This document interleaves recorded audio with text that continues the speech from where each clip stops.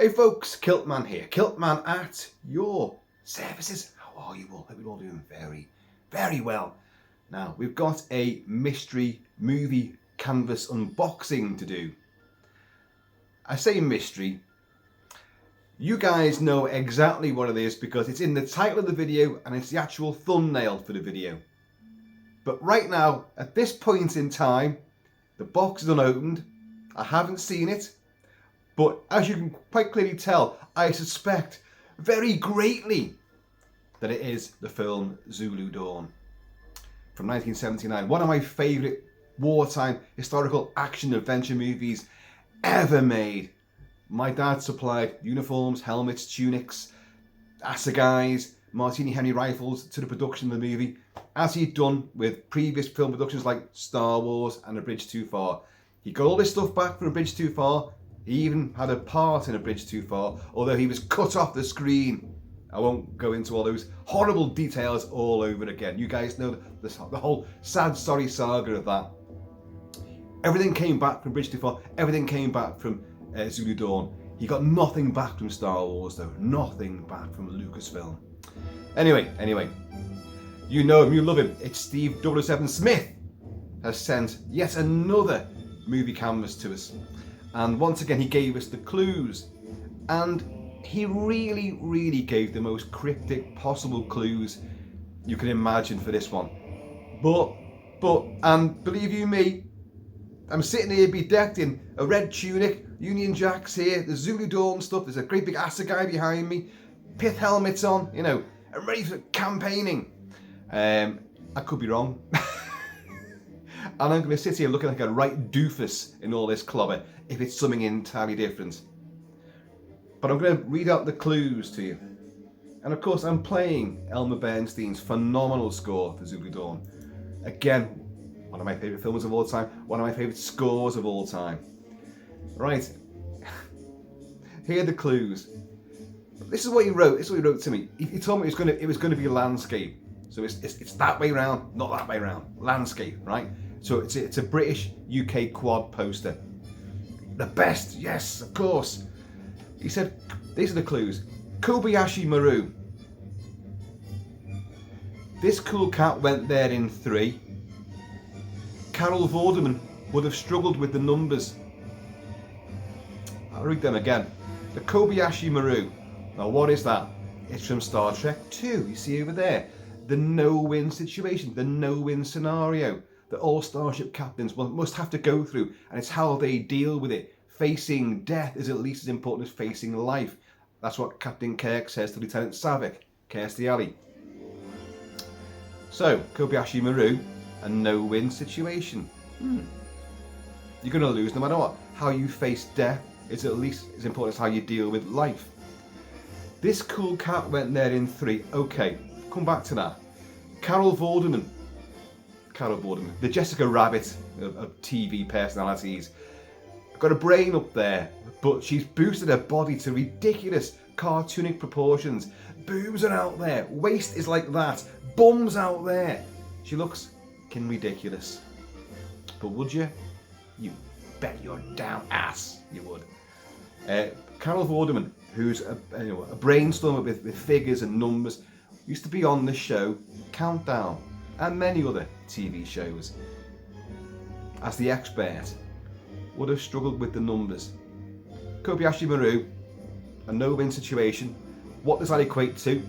Well, I'll tell you the things I thought of, but right now, to me, it's a last stand. It's a last stand scenario.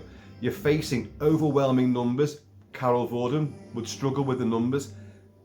Over 20,000 Zulus attack Isandlhwana, a British camp at the base of the mountains of Isandlhwana in South Africa in Zululand.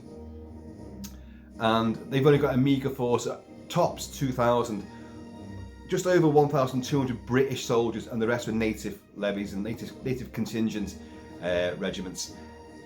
And they got annihilated. You know, they could not face those odds. But if I'm right, we'll talk more about that, obviously. So Carol Vorder's, Darth Vorder's would have struggled with the odds, the numbers of the Zulus. This cool cat went there in 3. Now I'll be perfectly honest, I really did not know what the hell that meant. And I'm guilty of now making something fit that clue. Something from the film I think it is, Zulu Dawn. There's no mystery there, is there? Until we open it and then it's chitty chitty bang bang or something like that. This cool cat went then in 3, right? One of the big stars in this all-star cast. Douglas Hickox directed it in 1979. Fabulous canvas. It's one of the last big-scale action movies that has ever been made, where it's real hordes and thousands of extras and a massive slew of big-name stars. We had the great Burt Lancaster. Burt Lancaster, yeah.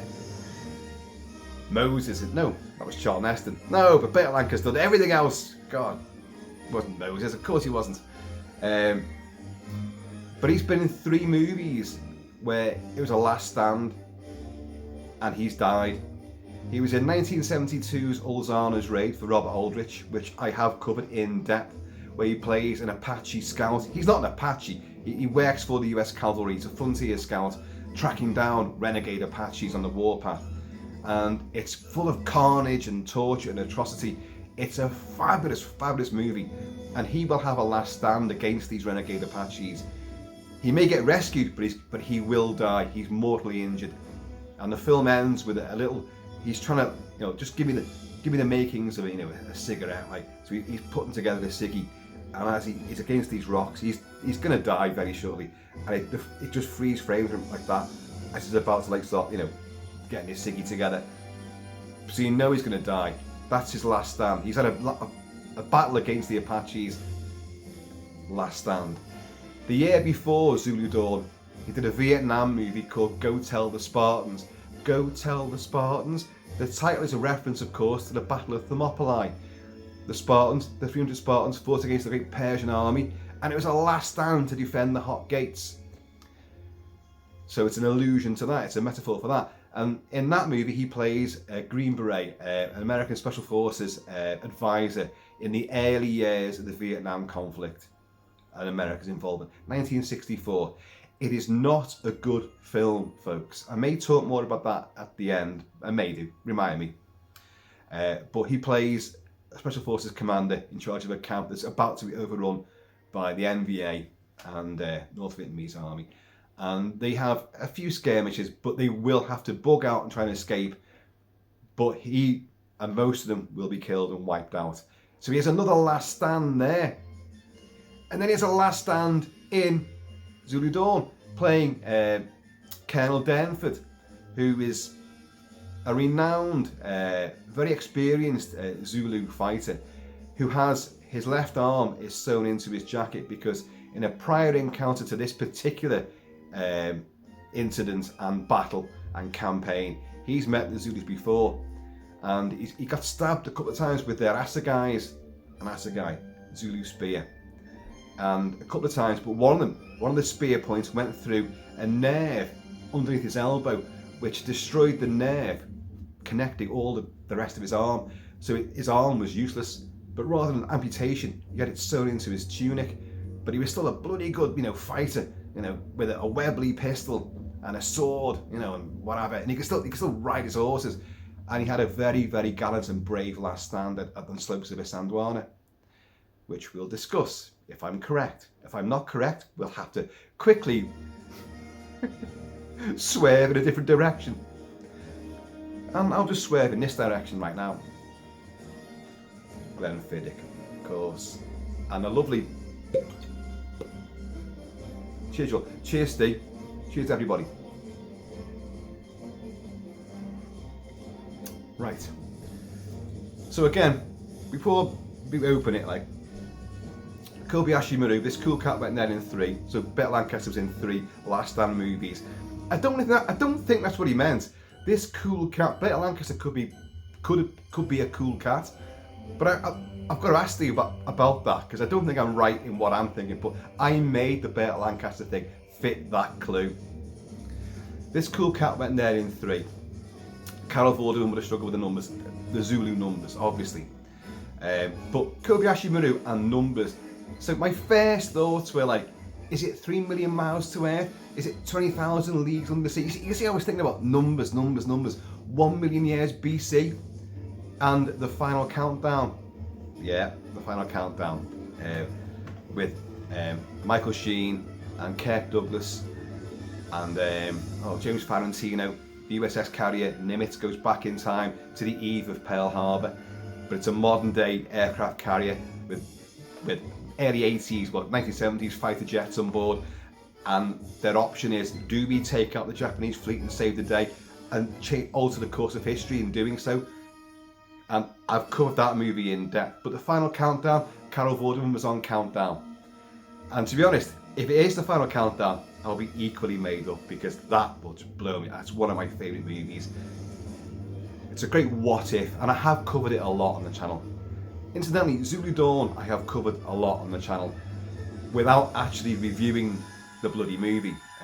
But I've talked about it and the Battle of Isandlhwana and Rorke's Drift many times.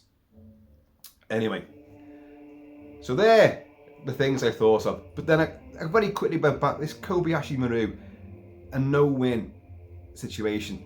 How do you face death? How do you deal with death and all that? It's a last stand. You know, unless it's someone in the throes of, you know, cancer or something, which I can't really think of a movie right now which I would be interested in that depicts that. He also said, if I remember rightly, that he hasn't seen this film, so he didn't know what clues to put down. He felt out of his comfort zone putting clues down. But he said he saw the quad poster and it's got KILT-MAN's name all over this. But you haven't seen Zulu Dawn? Come on. Everyone's seen Zulu. Yeah, I know, a million times. And Zulu's magnificent, of course it is. And Zulu is the battle that took place the day after Isandlhwana. The British got annihilated at Isandlhwana the day before, and then the Zulus who didn't whet their spears, i.e. didn't go into combat and didn't kill anybody, unless we put the spear in, will then march on Rorke's Drift, which is a scant 8, maybe 9 miles away at the river crossing, the Buffalo River, which is the border between Zululand and Natal. Natal was a British colony, and King Cetshwayo, the Zulu king, was amassing huge armies, and our colonial friends were getting a little bit frightened by the fact that he could invade Natal. So a preemptive attack by the British army was going to go in there and sort him out under the rule of Queen Victoria, who rules all of Africa. So they say. And so that's the politics behind it all. But Rorke's Drift was a little mission station which would become a huge supply depot and ammunitions bunker for the column marching through. And of course, they then got attacked by, it was about 4 to maybe 4,500 Zulus who attacked them over the course of the next day and night and the next morning. And the magnificent defence, they were awarded 11 VCs for that. Whereas Isandlhwana got 2 posthumous VCs, which I will hopefully get a chance to talk about. See, I'm chewing up a lot of airtime right now, talking about something which it might not even be. Oh God, oh please, let me be right about this. My track record with getting Steve's canvases correct is pretty damn good. But I'll be honest, those clues are by far the most obscure and abstract and random. As I say, the middle one, this cool cat, went there in 3. I made the Burt Lancaster thing fit that, but I really don't think I'm even correct with that. So hopefully Steve will let us know. Again, cheers y'all. Right. By the way, you guys already know, you're way ahead of me. So I don't think we need the ski and do to slit this, because this has been through, it looks like a Zulu army has actually marched across this. Both ends are squashed down. I hope there's no damage on the interior. There isn't usually.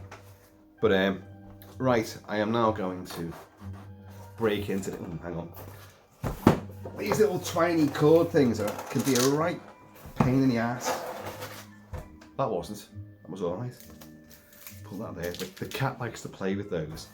And now we shall break in.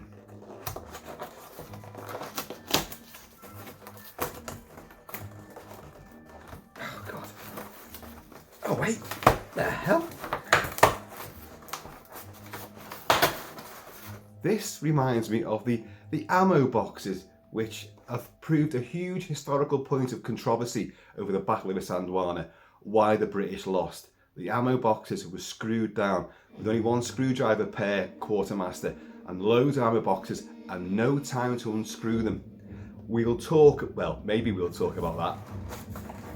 Oh, folks. Oh, yeah, I've done it. We have a little catalogue from Photobox who do these. Steve finds the artwork, he tinkers with it a little bit, and then he sends it off to the elves at Photobox to produce it and put it on, you know, a backing, and then wrap it up in cellophane, seal it up with a big pile of cardboard.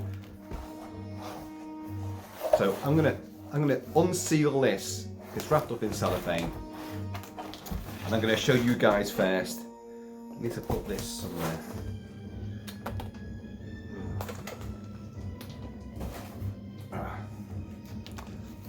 So I'm going to show you guys first.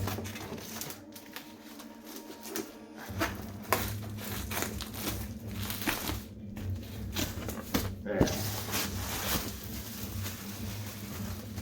All this stuff the cat loves. Right, so it's all sealed against this bit of cardboard here. You can't see what it is. If I'm wrong with this, hang on.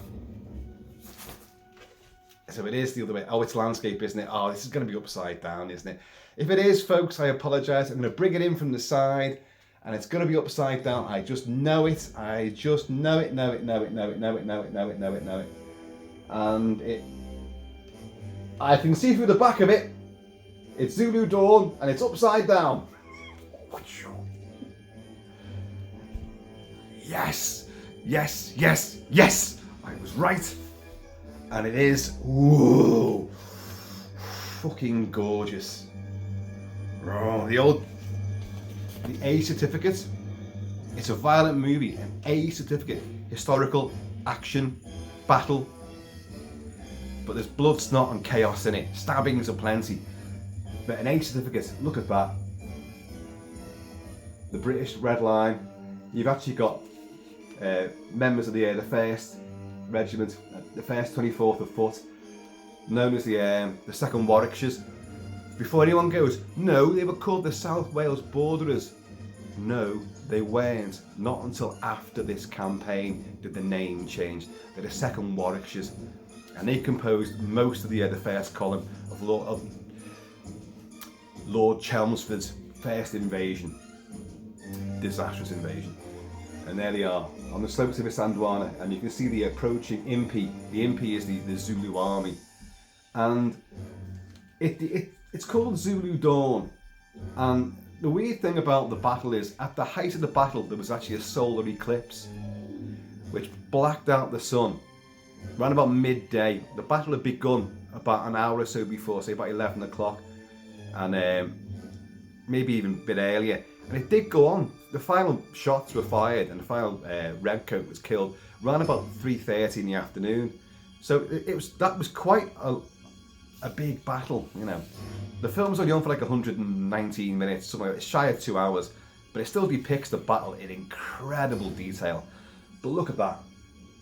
The artist is Tom Chantrell, who I've discussed before, because Tom Chantrell did the fabulous artwork for a lot of Star Wars UK posters. He did a lot of Hammer posters, Rasputin, Quatermass in the Pit, The Devil Rides Out, Dracula, Prince of Darkness, I think, maybe Prince of Darkness. Dracula just risen from the grave, he's done that. Plague of the Zombies. He did one minute in the SBC, which I had as like a little option there, didn't I? But loads of other movies as well. And he did Night of the Living Dead for its reissue, and Zombies Dawn of the Dead, which Zombies Dawn of the Dead is the UK title, and of course I have the huge quad poster for that, which is actually down the hall right now. I would love to have put it up here behind me, but it's not on a frame. It's literally pinned to the wall.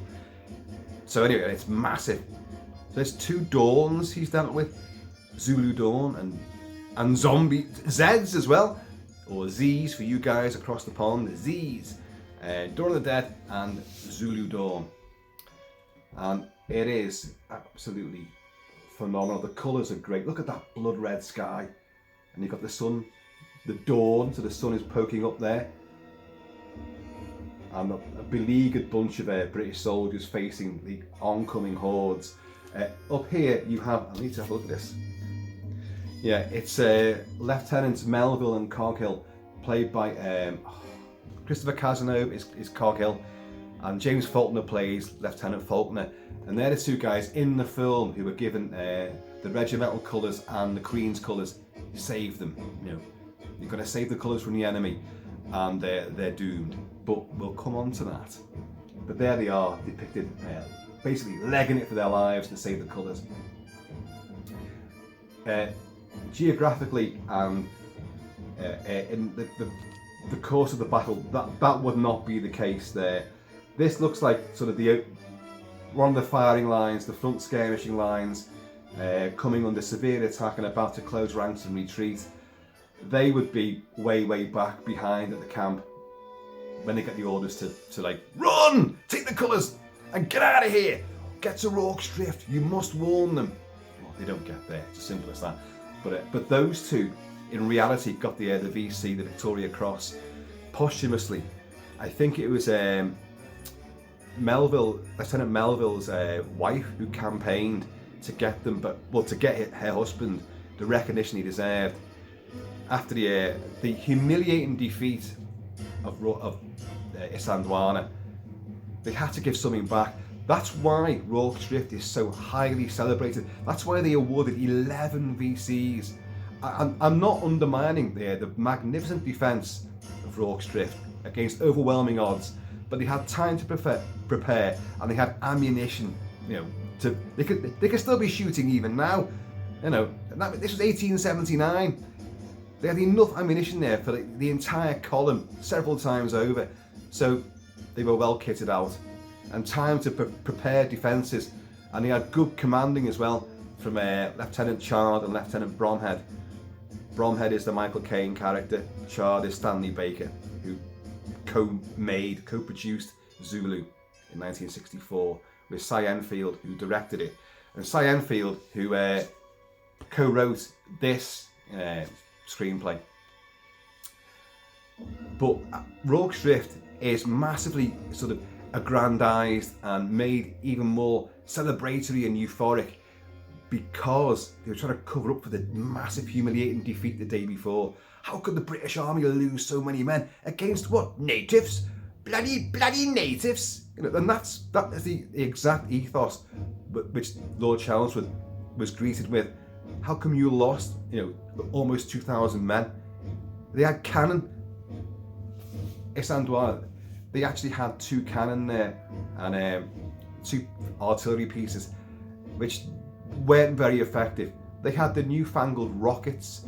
Major Russell had this newfangled weapon, rockets. They were kind of like an ALE form of mortar, and they didn't work at all. But we'll get on to all this. Tom Chantrell did that fabulous artwork there. And there's men of the first or second 24th of foot, second Warwickshires.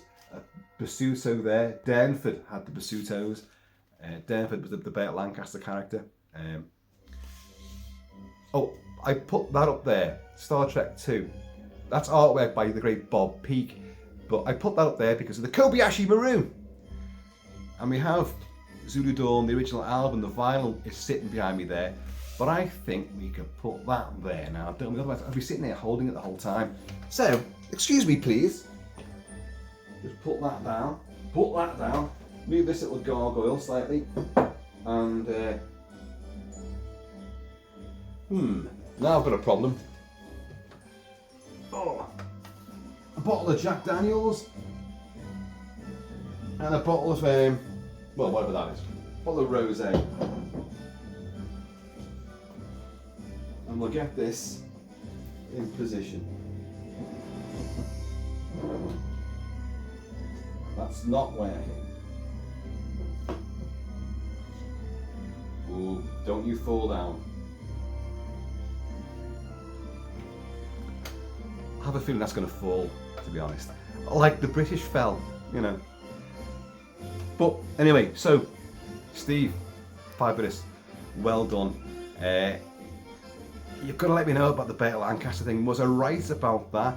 What is it again? This cool cat went there in 3. He had 3 Last Stand movies. Oh no, here's the cat. Oh no. The Achilles heel. This is where the defence of my encampments here is gonna come undone. The threat of the cat. And with those claws, she massively outnumbers me. Anyway.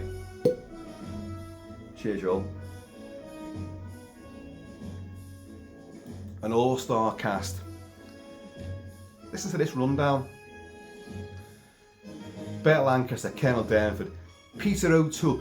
Peter O'Toole plays Lord Chelmsford with arrogance and like a complete and utter bogus belief in his own strategic abilities.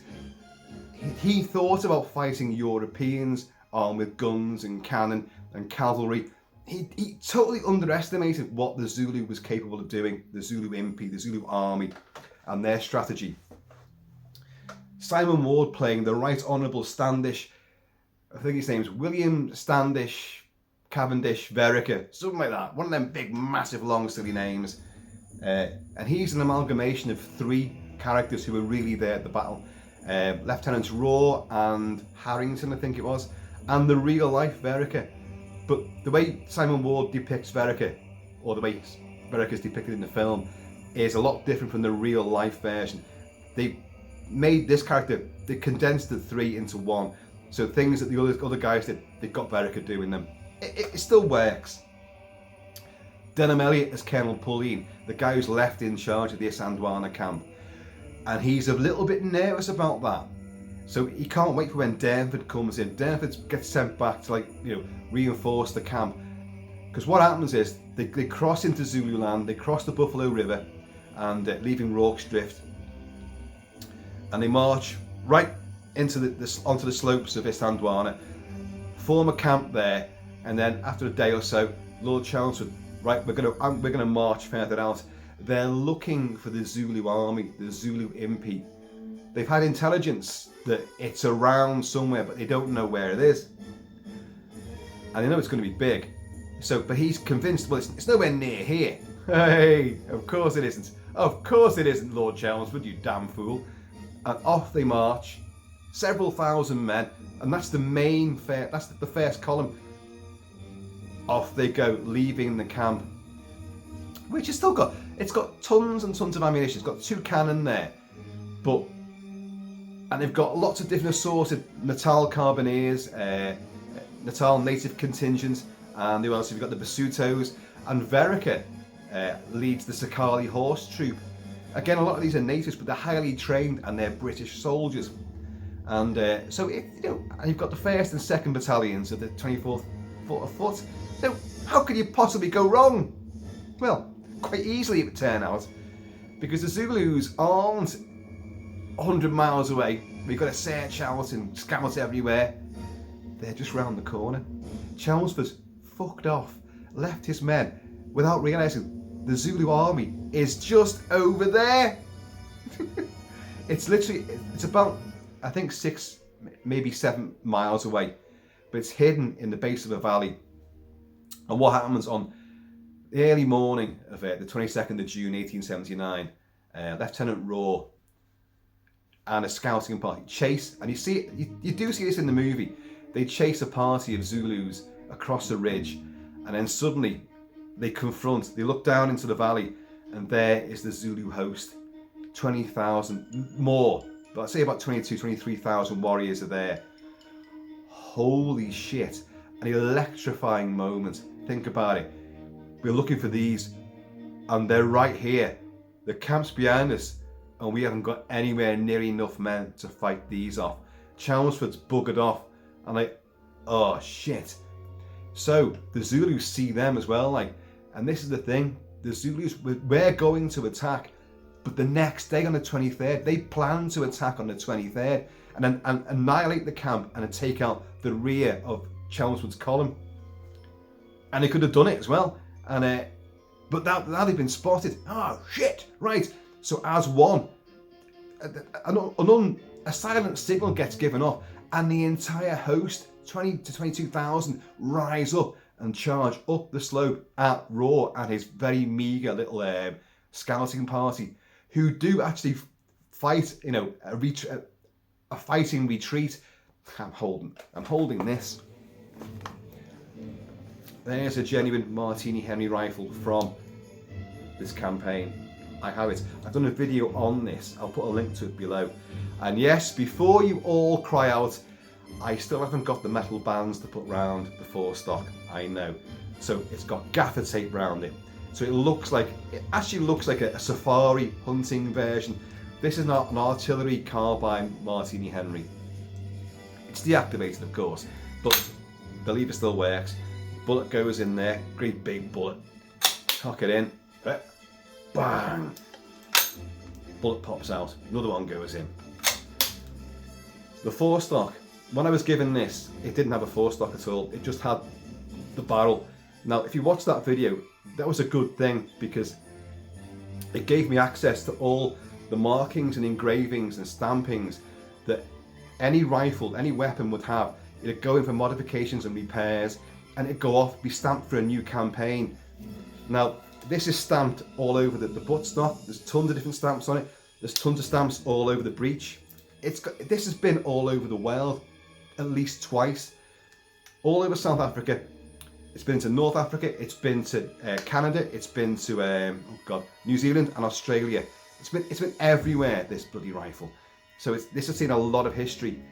But the forestock had been removed for whatever reason. I don't know. Damaged, took off. I've got friends who are dying to get their hands on this to put those metal bands on it.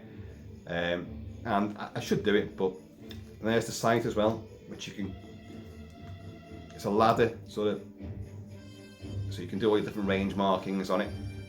Brilliant, it's a brilliant piece of kit. It was a fabulous weapon. This weapon saw action in the First World War as well. It was that good, it carried on. So, anyway, Raw and his men fight a retreat up the slope. They send, a messenger back to the camp to warn Colonel Pauline that, oh shit, and we found the, I was going to say the zombies then. we're on Zombies Dawn of the Dead. We found the Zulu and they're coming right at the camp right now. So tell Pauline and then go and tell Lord Chelmsford.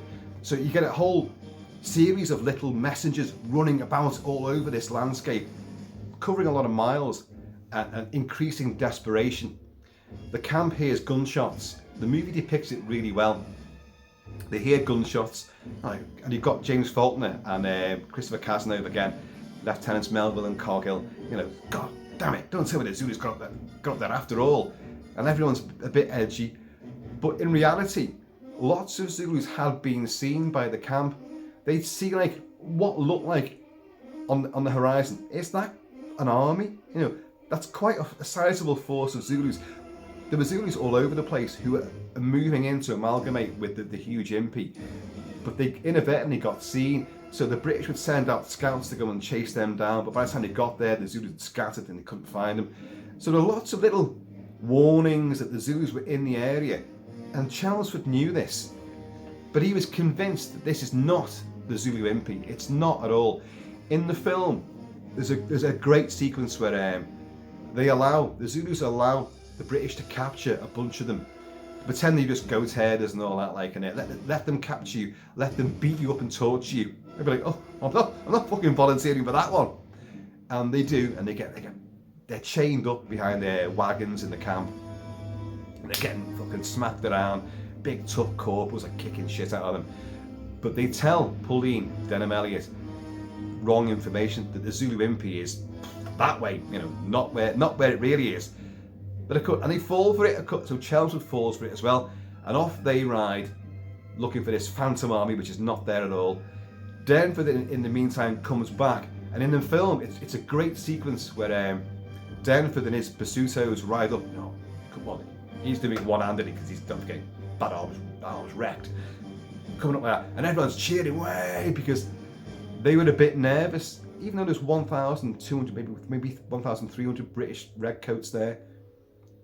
which you think would be that's a sizable force to defend the camp, but they were a bit edgy. And but Durnford arrives. Oh yeah, but what, a couple hundred men, but Durnford was a hero, so they're like, right, great. And in the film, with that distraction of the cavalry going past, you've got the escape of these 3 Zulu spies or Zulu prisoners who acted as sort of deceivers for the Zulu army, deceiving the British. And he managed to like outwit one of the guards and like put a bayonet in his back, like that, and then free themselves, and they leg it. And it's a really exciting scene, and Douglas Hickox does it really well, because this is a film where you are clearly on the side of the British. Well, you can't, like Zulu, you're going to be on the side of the British, but like Zulu, it depicts the Zulu nation with sympathy and and honesty. That they have their reasons for doing what they're doing, and they're defending their land, and you get to know various characters amongst the Zulus, especially these escaped 3, who will then lead the major charge towards the end. And but it's brilliant. So, but this, it's done like sort of almost like a horror movie as well, because like the poor guy who goes over then gets clubbed and then beaten, the British guard, and then as he's coming to, they free themselves, and the main Zulu gets the bayonet and goes fuck off and rams at his back. Oh, he goes oh, like that, and you feel it as well. Oh God, and it's like oh yeah, fuckers, So you're kind of afraid of these guys, and yet you want them to escape because they're just, it's their country. You know what I mean? So I think it's fabulous the way it twists your allegiance around. So anyway, battle is looming. The Zulus are now coming towards the camp. What I'm gonna do is I'm gonna talk about what really happened, and then obviously how the film depicts it. But I'll say right now, this, along with The Bridge Too Far and Black Hawk Down, are Zulu Dawn, Bridge Too Far, Black Hawk Down are the 3 most accurate, faithful, and realistic depictions of a genuine battle taking place. They're not perfect, changes have been made, but to depict these battles as vividly and as accurately as this really is meticulous and brilliant. And this, Zulu Dawn, is the best one. Now, this film was made in 78, came out in 79. All the historical knowledge that we had about the battle by 79 is employed in this movie. In the intervening years, all this stuff has been learned, which I'll come on to. All this stuff has come into it, but it doesn't change the facts that the movie gets right. And the epic scale, thousands of extras, thousands of them. there's a bloody quote from Zulu. Soldiers have come in, sir. They report the Zulus to the southeast. Thousands of them. The cameras are up on the slopes. They're looking down across a landscape, a widescreen landscape, the way it's filmed, of at least 3 to maybe 4 or 5 miles, and battles are taking place all throughout the foreground, the midground, the background.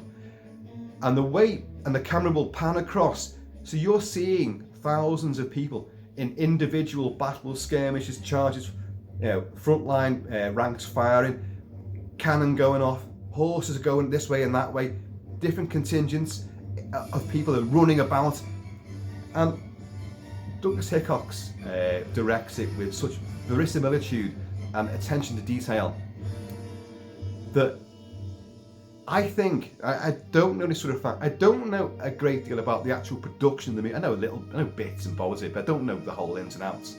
But you have assistant directors, second unit directors who direct action. So I think you have to, for all these, you watch the film, you look in the far background, stuff's happening, and you can see that's clearly choreographed.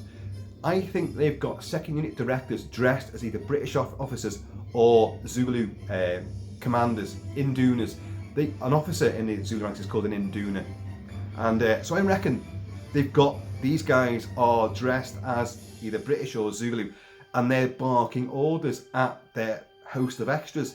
I do know that the British extras playing the soldiers were genuinely terrified when the huge charge took place, seeing thousands of Zulus, what looks like Zulus, coming at you.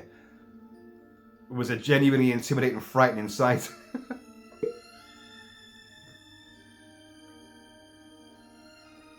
But I reckon that's how he did it.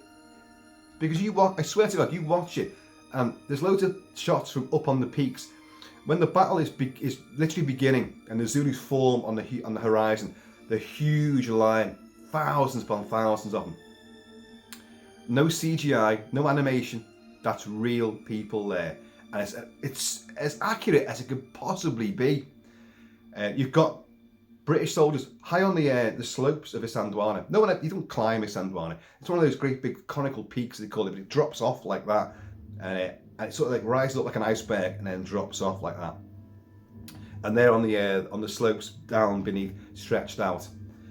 But you have guys who are up on the high slopes overlooking, and they can see the whole panoply of the front of the battle. That's important. The front. There's more to it than that. And they're snipers. That's what they are. They're long-range snipers with the Martini Henry, which there was a sniper variant, so they're using that to pick off probably Zulu Induna. That'd be their job. But it's so well choreographed that it's breathtaking. And it never ceases to impress me and amaze me how well they did this. So anyway, how did a Zulu attack then, KILT-MAN? Well, it's the chest, the loins and the horns of the buffalo. So, what does Pauline do? Pauline, again with that British arrogance of like, look, well, nothing's going to beat us. So he sends out firing lines of redcoats, 1st and 2nd Battalions, 24th and 4th, go too far out, way too far out, 2 ranks, so 2 lines of them. And between them, and they're all across the front like that, across possibly a 3-mile front. That's what he's thinking about. So 60 men, maybe 100 men there, maybe the same there, maybe the same over there. But the gap between them is immense. And more importantly, the gap between them and the ammunition wagons and the quartermasters in charge of all that is too great. And anyway, the Zulu come up. And here's the thing about the Zulu battle strategy. Once these guys, you're standing in that firing line, and there's the Zulus all there. Jesus, and there's fucking thousands of them like that. But you've got your Martini Henry, you've got your mates beside you, you've got 70 rounds in your pouches. 70 rounds, not enough really, is it? And then you've got buglers who run back and get the and orderlies, not orderlies, staff that run back and go and get the more ammunition as and when it's required. But as I said, that distance is a lot greater, and those ammunition boxes, again, yeah, problems there. So the ammunition flow isn't going to be great. But you're looking at, there's the Zulus amassed there. Okay, there's thousands of them there. Brilliant. Okay, well, at least we can see them. Ha! You can see them. That's the chest of the buffalo. The horns, unbeknownst to you lot, have already begun to encircle you, unseen by you. So that's how the Zulu attack, an enemy. They reveal, what would be their main army, but really, they've actually gone around, and when those horns meet, you've been completely encircled. And the Zulus operate in regiments very similar to any other army, really, a European army. There'd be older blokes in one regiment, there'd be younger blokes in the one, there'd be seasoned veterans in one, and a regiment of women as well. They were a warrior caste, but they knew how to fight. They weren't afraid at all. Warriors. So you're facing this, and they're coming round back behind you as well. At this particular time, the camp doesn't realise that. So the first hour and a half of the battle, when the Zulus finally, after doing their war chants of Usutu, which means kill, and I didn't feel it at all stupid doing that then. The big red-faced crimson bloody British soldier in a kilt, they'd run a mile if they'd seen me doing that. The first foot and mouth regiment. And they were seen to be laughing and joking. I'll say right now, every single British redcoat was killed. King Setsueo had told his warriors, kill the ones in red because their soldiers killed them. They were his standing orders. kill the ones in red. The others, if they wear black or blue or any other colour, don't worry about them, they're civilians. Now, every single soldier wearing red was killed and butchered that day. Every single one. None of them got away at all, not one. But the only survivors were some, obviously, native levies and Basutos and the Sakali horse that got away.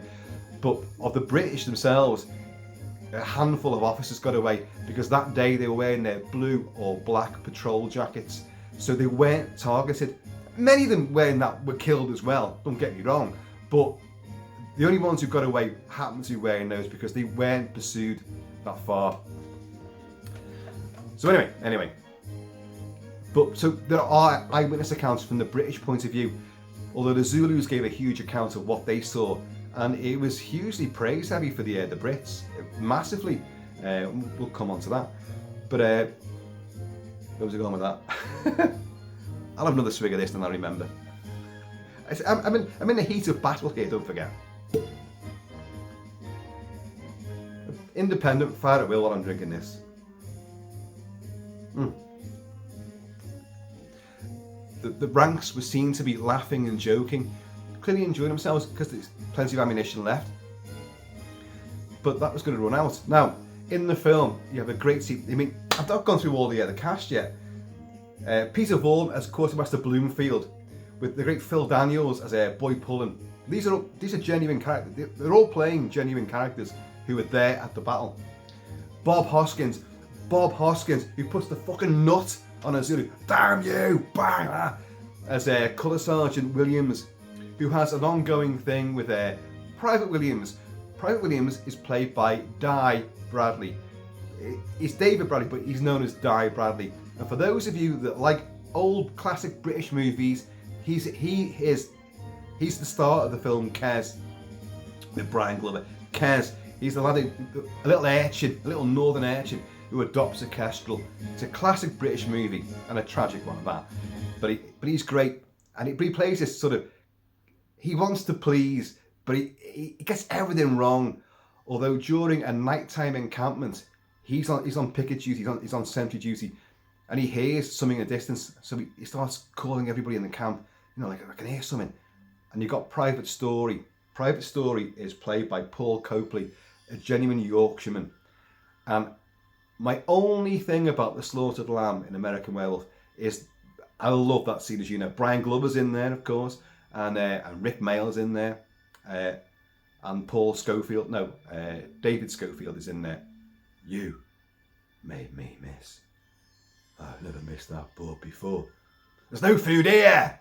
You know, I wish that Paul Copley had been in it as well, because his face, he's in loads of TV shows and loads of movies, but he's pure West Yorkshireman, and he'd have been brilliant in this. Anyway, well, in The Slaughtered Lamb, he's brilliant in this. So you've got Colour Sergeant Williams has this ongoing thing with Private Williams, who identifies correctly that there are troops coming in. And he's like, oh, I heard them first, Colour Sergeant. And like Bob Hoskins is going like, I'll get you a medal for modesty, Private Williams. Oh, really? A medal? Would you? It's like, fucking idiot, you know. But it's had loads of things during the opening sort of half hour, building up the army and getting to know the characters from Natal, and then their crossing of the river, the Buffalo River by Rorke's Drift into Zululand, and you get to know all these guys, and it's done really, really well. But Private Story, you've got Bob Watson going like, Private Story, get those range markers pegged out at the double, you know. So the Zulus are, you can't see them as yet, which is a great sequence. You know they're coming, so the troops have all wheeled out and they form their skirmish lines across this huge, elongated, front line under Pauline's stupid command. And right, so I get those range markers pegged out. Bugler, make sure he pegs them in a straight line towards the enemy. And of course, this is the range markers for your Martini Henry, 300 yards, 500 yards, 600 yards, that sort of thing. And so they're pegging these things in. They haven't seen the Zulus yet. They know they're coming. Lieutenant Raw's come back with like, no, look, they're there. We've seen them. They're coming. We fired at them, and they're stopping for nothing. There's thousands of them. So they're pegging these out, and like Private Story, Paul Copley's going like, he's running down like he's counting the steps between the different range markers. And he goes 99, 97, 98, 99. What's next, boy? And like this little lad is just going like little drummer boy. He's going like, look, and like he turns around, and let's get the bit of music. Let's do that, shall we? Because it's really fucking frightening. Is it this one? Yeah.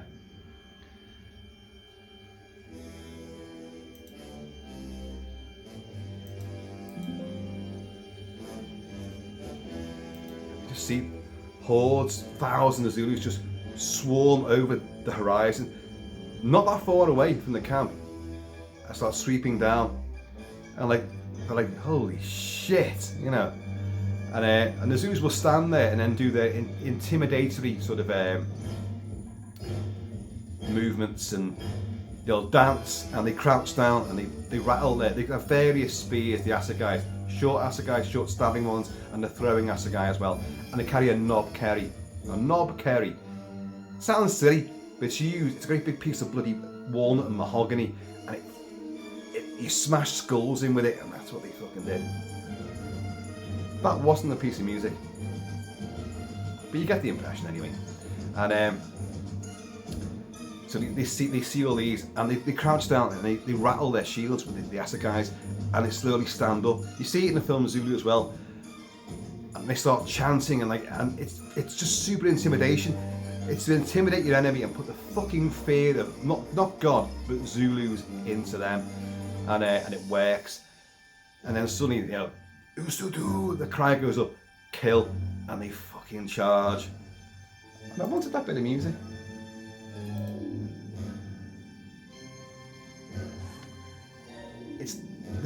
I've got the full soundtrack here, and there's a couple of bits which are not in correct order. Not that. It's probably this.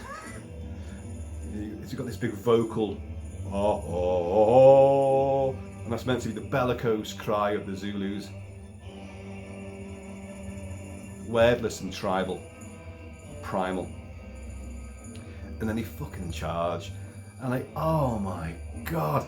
And the great thing is, and it's true to life in the film, you see the all the ones on the slopes suddenly start running down, like, and the big bass drums are going boom, boom, boom, giving it loads. It's terrifying. But in front of them, hundreds more Zulus have actually crept in closer in what are called, nobody laugh, dongas. A donga is the South African term for a dry river creek, dry river bed. In other territories, they're known as wadis, but they're called dongas. And the Zulus have crept into these unseen. So you see the charge, here's the charge.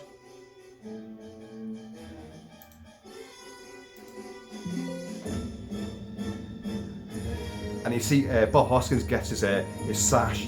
He's a colour sergeant. It's a red sash over a red tunic, but he puts it on and he winks at Private Williams, you know, because shit, we're really in for it here. But don't worry, you'll get that medal yet, which he does say. So they're charging now, but others have crept in closer. So suddenly they come up as well out of nowhere. So they're actually, the Zulus are even closer than you first thought.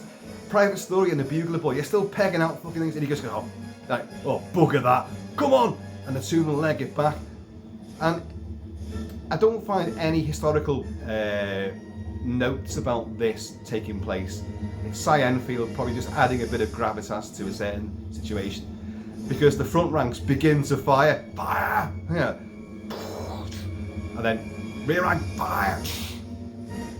But of course, these two are running back now. Fucking hell, they've got to duck each time the bullets are flying over their heads. And it's a great little sequence. Again, there's no historical relevance to it, but you got Story, Paul Copley's going like, somebody's not watching our bloody markers. Shoot straight, you bastards! And he goes to pick up the Bugler Boy, who's been shot by one of their own men. He goes, oh no, come all this bloody way to get shot by a bullet from Birmingham. Shoot straight, you bastards! And he grabs his little cap and he makes it back, and you'll see him again throughout the battle in the camp and all that. But the Zulus, you see the Zulus charge past the little boy's dead body. Little note here about the bugler boys who were there. A lot of stuff was said about in the press at the time that the Zulus had tortured and mutilated the little bugler boys. Famous one was that a bugler boy was found tied upside down to a big wagon wheel, and he'd been tortured and his throat had been cut. Absolutely untrue. It's untrue. It's demonising of the Zulus, which you can see why the British did that, to paint them as really horrific, savage bastards. The Zulus didn't perform torture. Not on enemies. On traitors they might do that, but not on enemy soldiers. They wouldn't do it. Now, it is true that all the bodies were stripped on the battlefield and they've been disemboweled. But the Peter Cushing waggly finger comes into effect. The Zulus had a belief about when a body lies out in the plains of Africa in the heat, the gases make it expand, and they were afraid of that. They thought it was evil spirits. So to release that evil spirit from that carcass, they'd split the body open to let the gases would come out of the body, would sink back down again. And it was called the ritual of Umanyani, and but it wasn't torture, it wasn't mutilation. And the bugler boys were not between the ages of 9, 10, 11, 12. They were 15, 16 to 21 years old. They weren't little boys, they were older, I'm actually wearing a drummer's tunic from just after the Anglo-Zulu War. I have a red tunic from the Zulu War, but you know what? I can't fit into it. I can't fit into it at all. It's genuine, and it's too small. So, and I'm a short ass.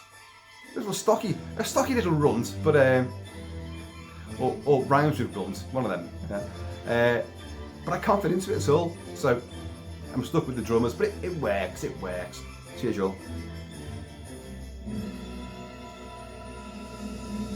So you get these great little character moments in the movie, and the movie it's the story of a battle. You get the big lead up to it, and then once the battle begins, that's pretty much it. You get the people, like Durnford sends a messenger to Chelmsford. Everyone sends messages to Chelmsford. Peter O'Toole, and Peter O'Toole is there. A splendid sight, Crelock. I want to establish camp immediately. He's got the huge column with thousands of men, lancers, cavalry, fucking all sorts, cannon. He's got everything there. And he's got Colonel Harford. Now Harford is played by, I've got him here.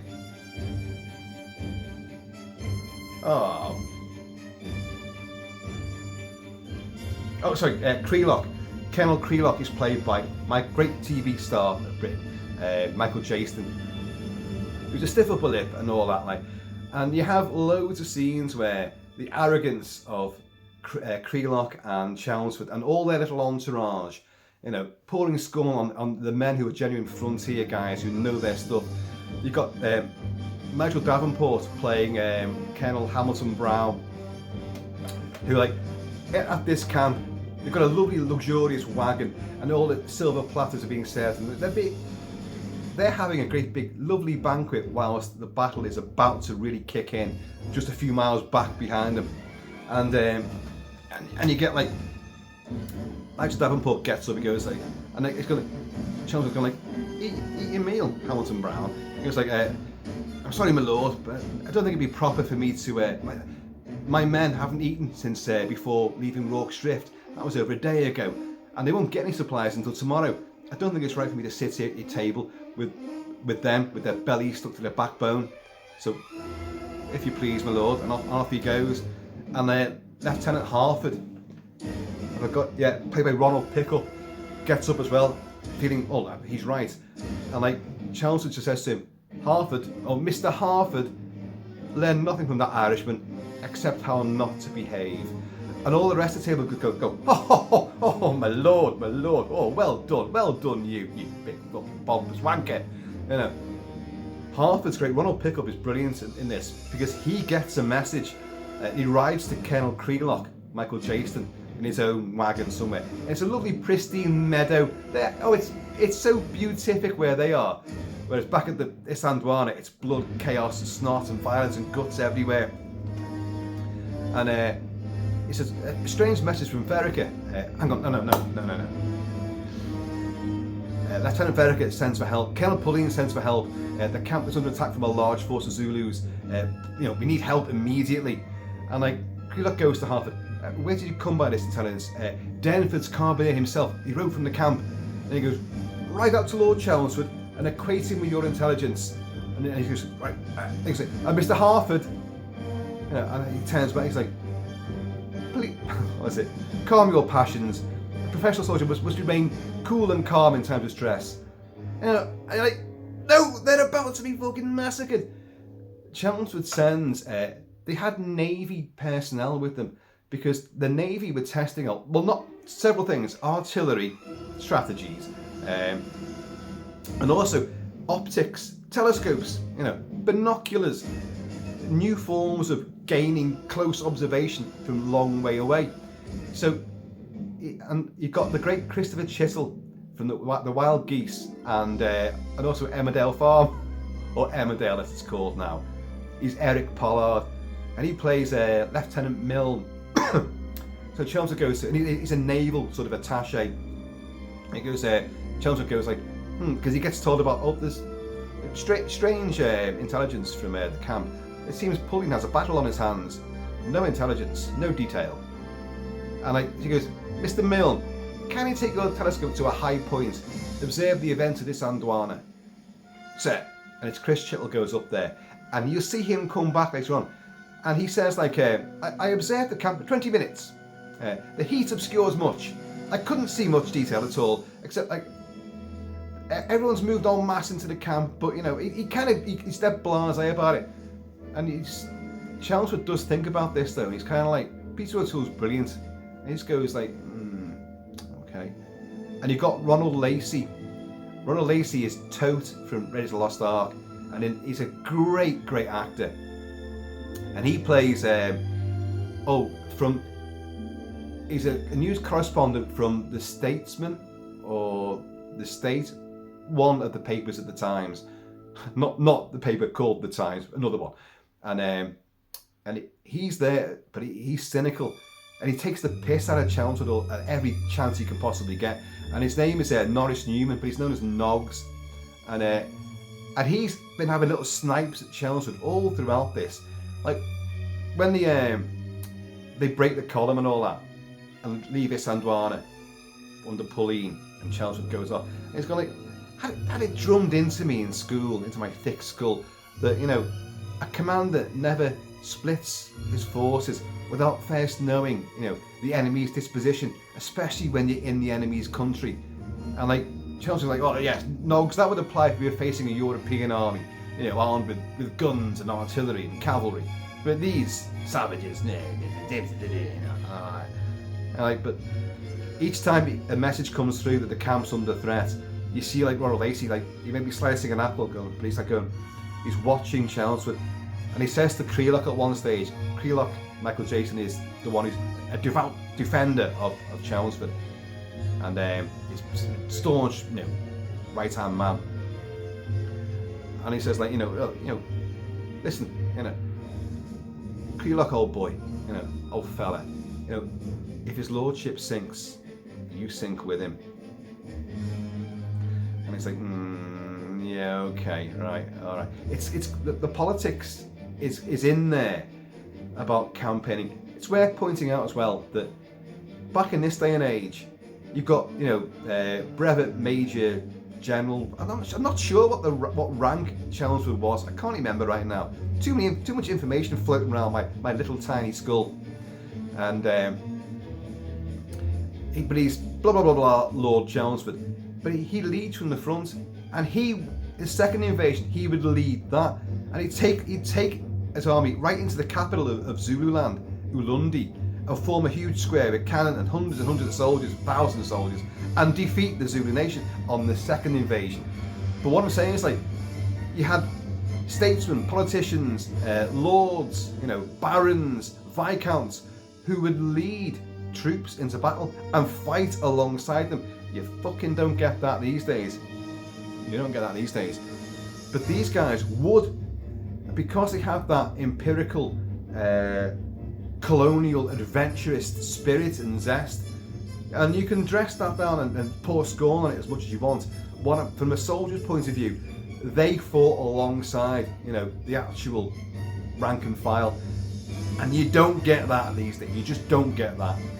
So, when we mentioned, oh, Prince Harry and the Prince of Wales both fought and all that.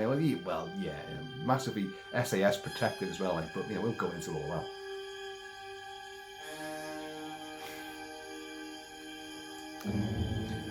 So you get all the politicking aside, but these little moments away from the battle itself are really, they, even though they're quiet, you can sense, look, no, another message.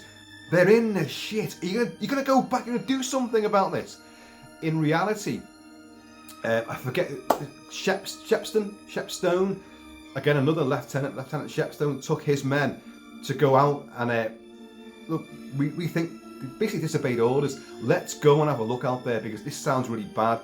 And they rode out there, but they were driven back by Zulus. They could see, there's too much going on there. We're not going to make this. So they come back, but at least they broke rank and fuck Chelmsford, we're off. Anyway, back to the camp. Fucking chaos.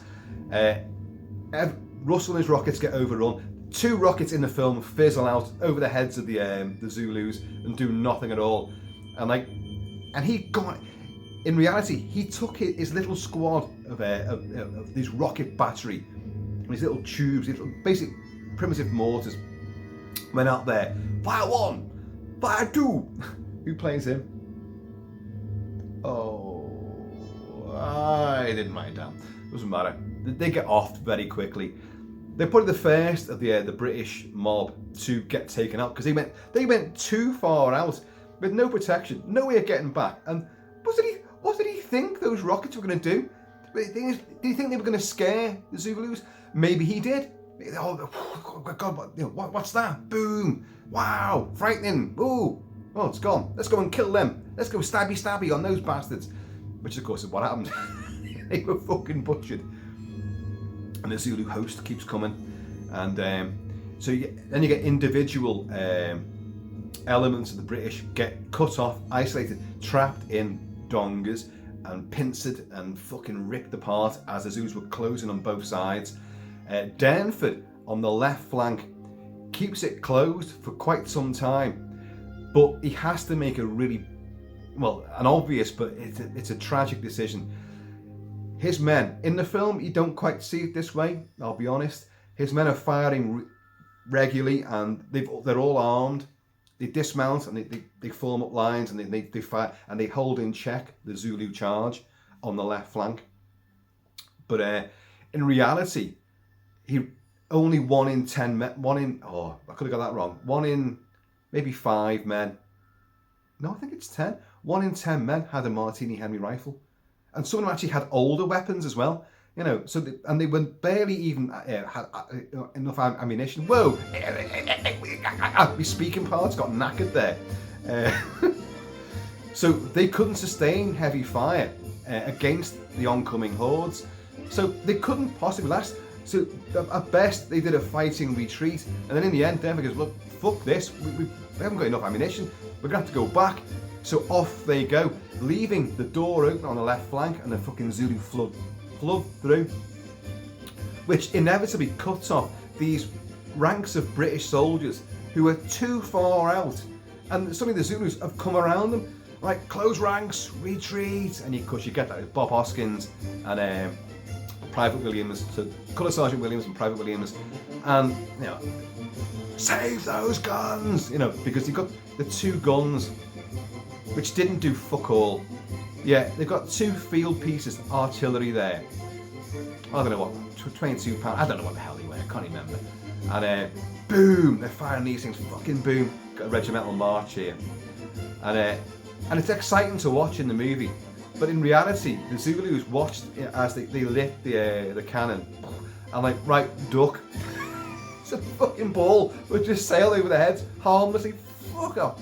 Didn't do anything. In the film, you see a couple landing and a few Zulus get blown apart like and all that. You get that in the movie. In reality, they did sod all.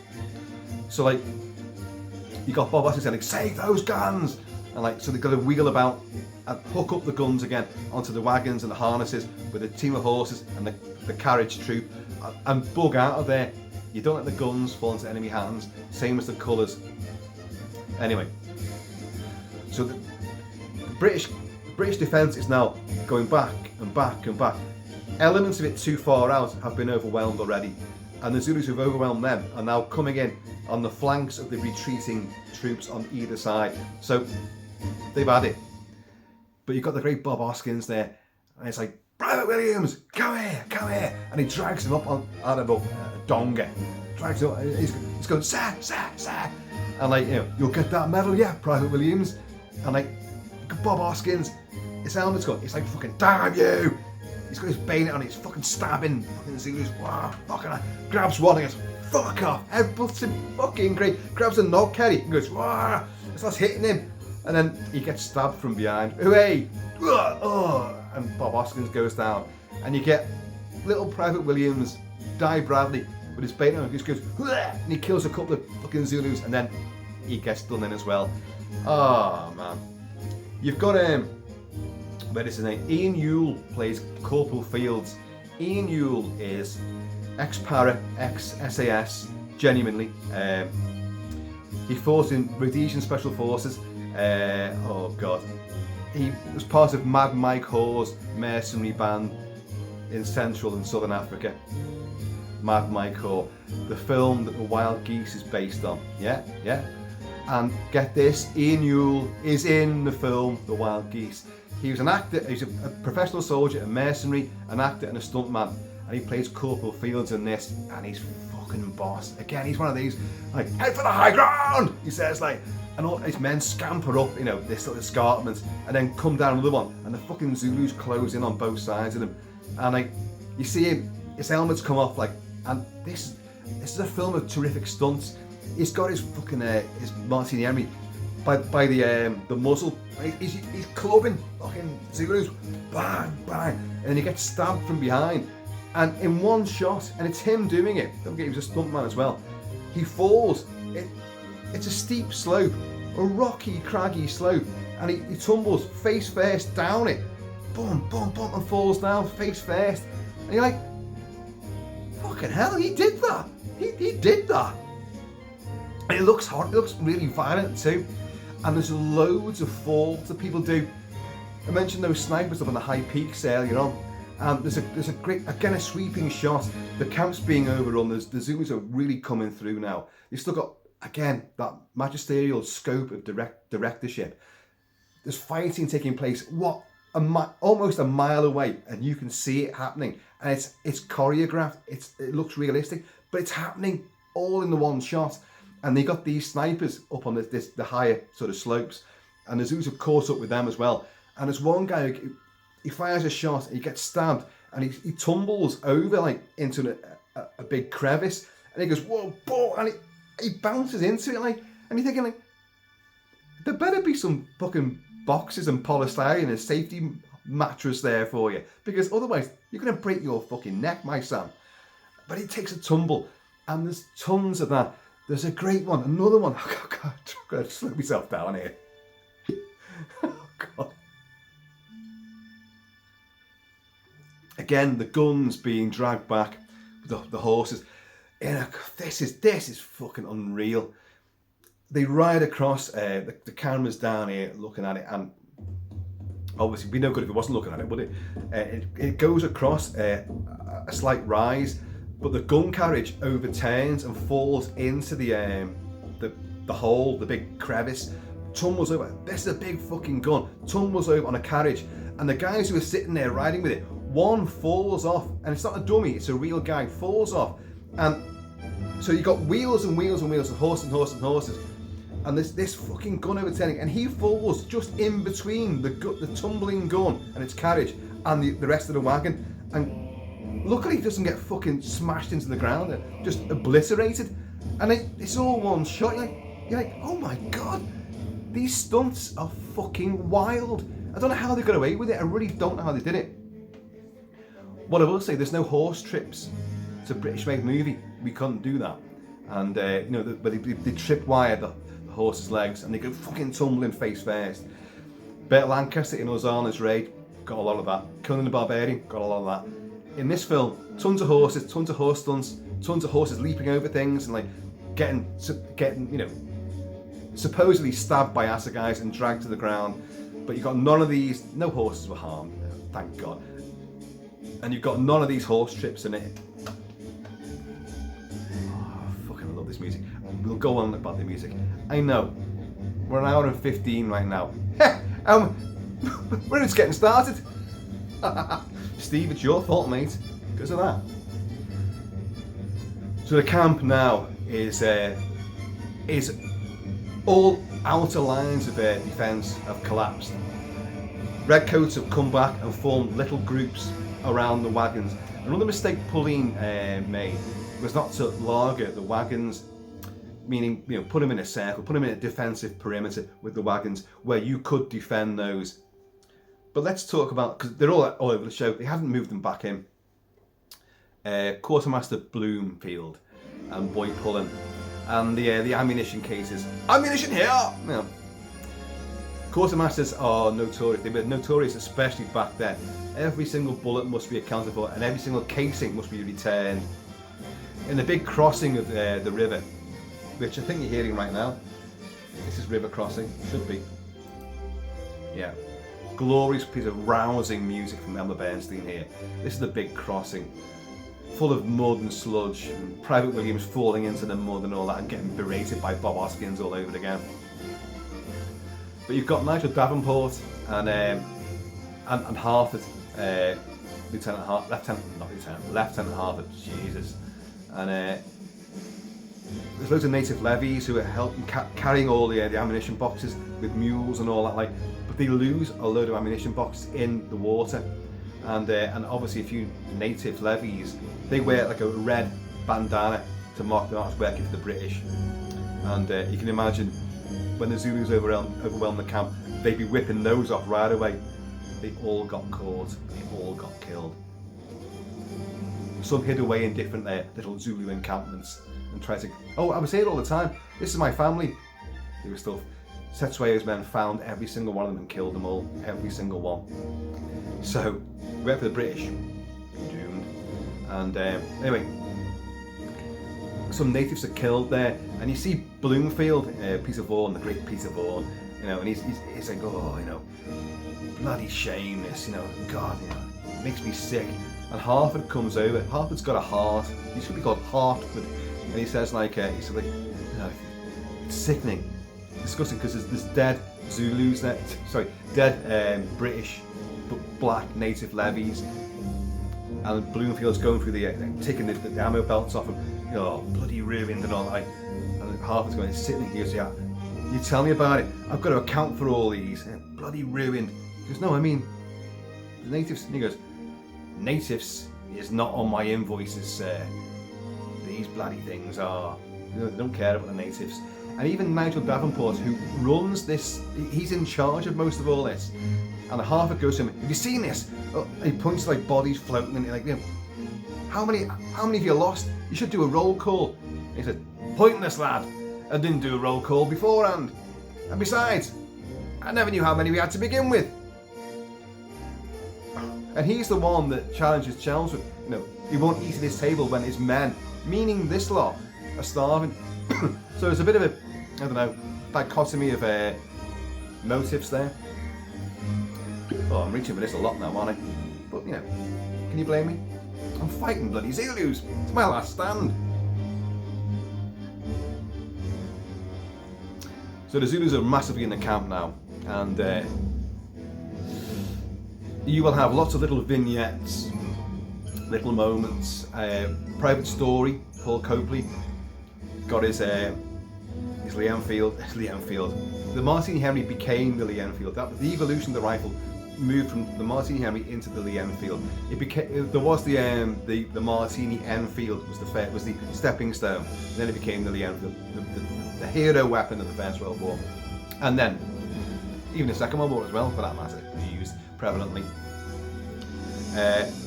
He gets under a wagon, like, and dead bodies everywhere. The Zulus are fucking running through and stabbing everyone. Even the hospital area, they're stabbing all the injured men. You know, like, that's fucking horrible. Like, what can you do? They're all like, Ugh! Even the cooks are getting fucking speared and all that. Like, not wearing red, they're wearing white aprons, and they're still getting stabbed and fucking butchered. And he goes, is that no ammunition left? And like, he leans over and like, there's a dead body there, a redcoat, fumbles around in the ammo pouches, which are stained with blood, fresh blood.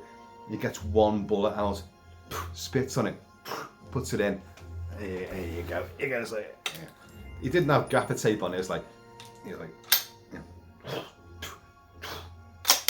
And he sees one big Zulu. He's like, giving it a bit of an induna, and he just goes, kills it. He goes, what? And he goes, like that. And then you see the Zulus charge past him, and then the next shot, he's lying there, fucking speared. So he's gone as well.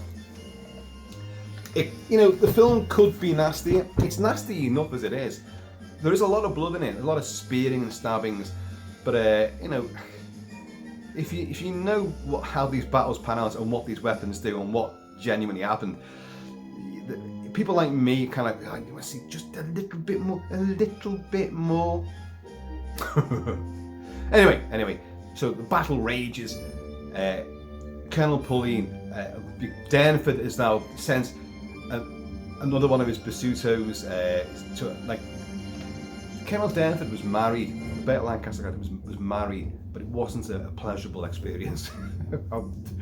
Let's not all join forces and go, oh, I know how he feels. And no jokes about lying on in your left arm. No jokes, because he's got his left arm stitched into his tunic and all that. Like, he grabs one of his Basutos and says, like, look, ride back to Natal, and when you see the bishop, that is, tell the bishop's daughter he was having an affair with the bishop's daughter. Ooh, yes, he was. But it was a very sort of platonic affair, if you know what I mean, because he was married and there was certain etiquette to observe. He said, when you see the bishop, that is, tell the bishop's daughter that I was obliged to remain here with my infantry. And he goes, now go lad, and God go with you. And the Basuto goes like, I leave God and Jesus with you. And off he goes. Now these things happen. What in reality Durnford has just said to his Basutos, fuck off, just go. Just go. Run, because they're going to kill me regardless, but you've got a chance, so just fucking go. And a lot of them, well, I don't think they did. I don't think any of them did.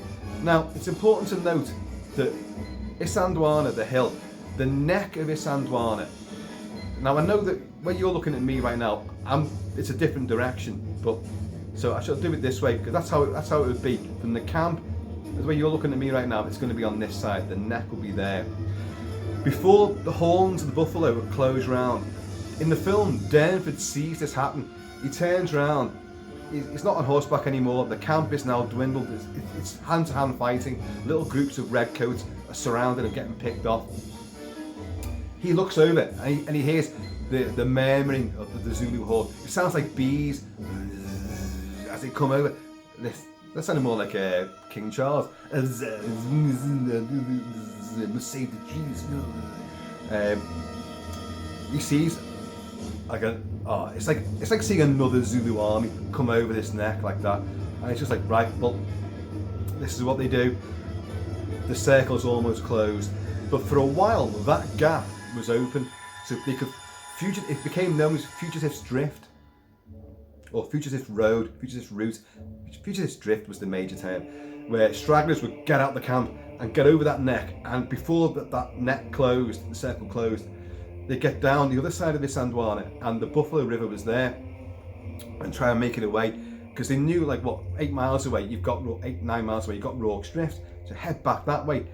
Another 20 miles in to the east, west, I don't know, somewhere that way, was KILT-MAN, another provincial town where it was British held, and they'd be all right. They'd be safety there. So a lot of people fled that way, fled towards Rorke's Drift. But as I say, that window of opportunity closed very swiftly.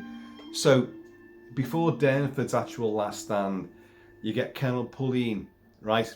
Well, gentlemen, well fought. He gets Melville and Cargill, yeah, James Fulton and Christopher Cazenove.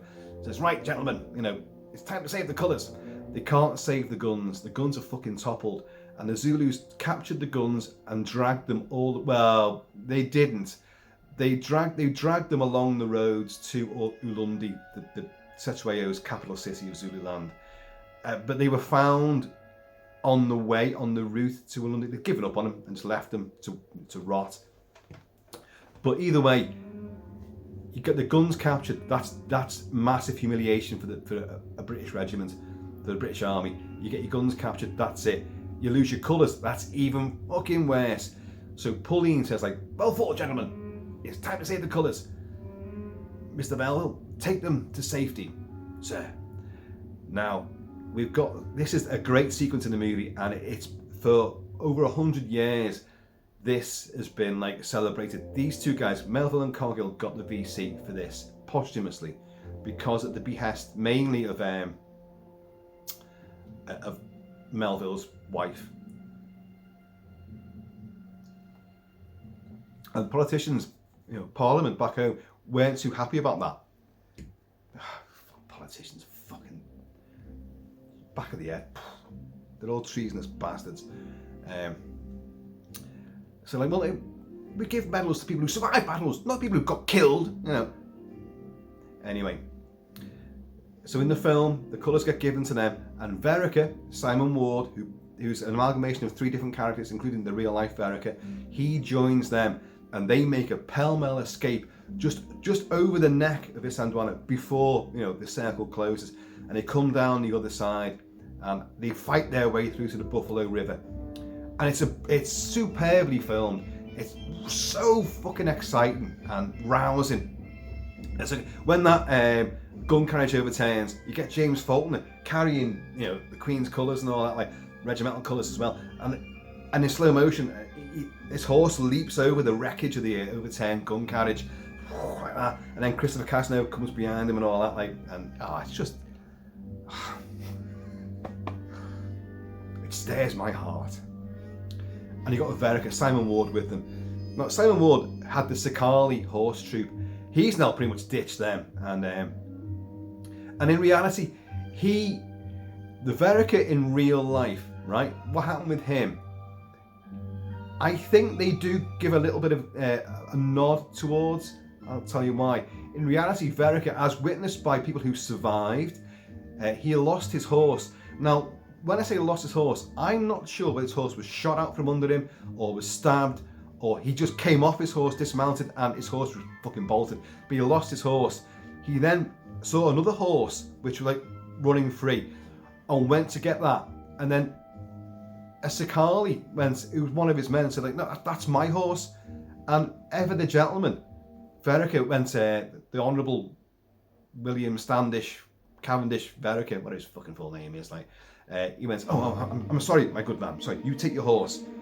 And that was it. So this guy got away, or at least partly got away. We don't know. But Vereker, the real life Vereker, was killed there. And when he had a chance to make some form of escape, he chose not to. The gentleman, came out. And that sounded bad. The gentleman came out. Put your gentleman back in your pants, please. That's in front of the Zulus. Yeah. And but in the movie, Vereker escorts Melville and Cargill down the other side, and you can see redcoats getting butchered on the other side as well. They've made the escape, and they get fucking and now the Buffalo River was in full flood at the time. There'd been heavy rains the season before, and it was flooded, so it was raging past. In the film, it's deep and dank, but it's not raging, and they plunge in the movie. They plunge in with the horses, and it's great. And the Zulus are shooting at them. You've got the Zulus wearing got the pith helmets on, and red jackets off the bodies of the men they've killed, and they're firing Martini Henrys at them. and chucking assegais. And all three get across to the side, but they're knackered now, and they're in a bad way. James Faulkner's Lieutenant Melville is in a bad way, so they're going like, oh, they help him out of the water. He's got the colours, and Verica says, Simon Ward character says to him like, for God's sake, hold them off. I'll get the horses, because the horses are going to be separated and have got out into the bank further down. So he runs off, goes to get the horses, and of course the Zulus converge on Melville and Cargill, and those two are wiped out. But as Verica gets on a horse to grab the other two horses, a bullet wings. I don't know what's meant to have happened here. The bullet takes out the horse, kills the horse. Verica hits the deck, and he's trapped underneath the horse. His legs trapped underneath it. But I don't know if you're meant to think the bullet's gone through him as well. But either way, it's been established that he's a crack shot. He's a marksman. We see him at the gallop before they even leave for Zululand in Natal, that he joins the British Army because he'd fought with on the Zulu side against Zulus in Zululand, and he had farmland there. But because the Zulus are getting too powerful, he then enlists in the British Army and gets a commission. And that's all true as well, and in the film that's depicted. But at the gallop, you can see him, he's shooting targets now, he's crack shot. And so he's lying there with Martini Henry, and he sees the bodies of Melville and Cargill. And the Zulus, again in red tunics, have now got the colours, and they're laughing and joking and running across the ridge line. So you got, hang on. I'm going to spring this forward. No. This is the escape from the camp. Actually, I love this bit of music. I think it's fucking so rousing, exciting.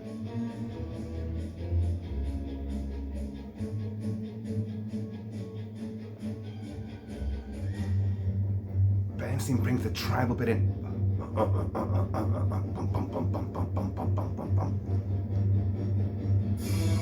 And this is Melville and Cargill's last stand. Bullet hits Verica's horse, takes Verica down. He hears them screaming as they die under a hail of assegais. And then he sees the Zulus run off with the British flag, like that.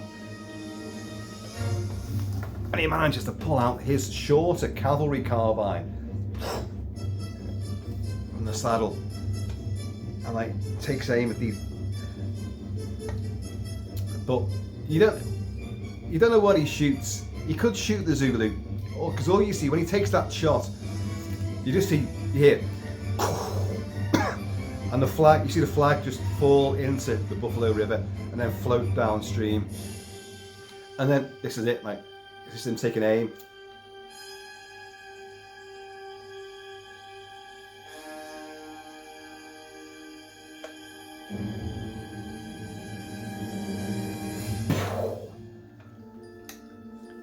So he thinks he saved the flag from them, and then he just goes and dies. Dies of what? I don't know what killed him, but just disappointment. I don't know. But it's a great, exciting scene. The colours were retrieved from the Buffalo River. They were. As I say, the guns were taken and dragged almost all the way to Ulundi. But Melville and Cargill, now in reality, I'll tell you what happened to them. They hit a massive rock in the middle of the Buffalo River, and I think it's, do you know what? Suddenly now I can't remember which one it was. Gets really badly injured against that rock. I think his leg is shattered, and the two of them do make it to the side, but they're surrounded and they are killed. Their bodies were found together, and again they'd have been stripped and disemboweled and all that, but the controversy was about this, that Cargill wasn't part of he wasn't given the colours. So was he making an escape alongside Melville, just using that as an excuse? The film sets these two guys up as being really good pally mates. They bivouac together, they're always together. When they get into Zululand, it's one of them says what sport, what adventure. you know, and that typifies what a lot of British gentry in the army felt. You know, the rank and file didn't feel quite the same way, but the gentry did. You know, these landed people who've got titles back home and property and monies, but they're going out to make their name, you know, and all this. This is what they did. And what sport, what adventure. And these two, you always see them together, and they're great. You've actually got James Faulkner at one stage on the firing line. He goes, "You lads are the best shots at 24th. You let them heathens know it." It's fucking great, right? So the controversy is like, did Coghill, and this is only a recent thing. This is something that the British and the way that our society in Britain has gone in the last 10 years, but especially in a pell-mell rush in the last sort of 3 to 5 years, destabilising all our historical giants and pouring scorn on historical victories and, you know, heroes we've had. So now, Coghill, you know, he wasn't really there. He was a chancer. No, the film, I think, depicts it perfectly well. These two were good mates, and the two of them, because Coghill, either one goes back to save the other one and get them out to the other side of the river, and they fought to the last together. We don't need that right now.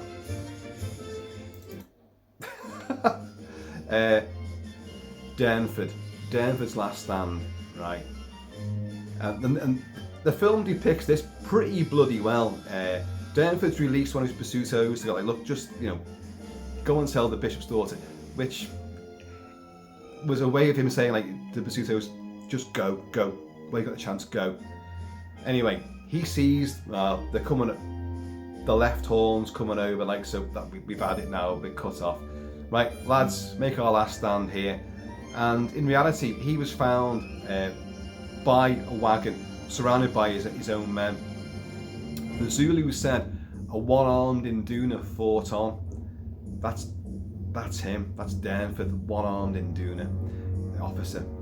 Fought on bravely for ages, keeping loads of us at bay and all that. Like, and then he's finally, I think one come up behind him, kept under the wagon and fucking took him out. Like, there were other stories like that. There was another naval attaché officer who was there, who used his cutlass. It was put his back against a wagon, and as any Zulu came in, he's fucking hacking him down. And they were quite impressed by him until one crept underneath and got him as well.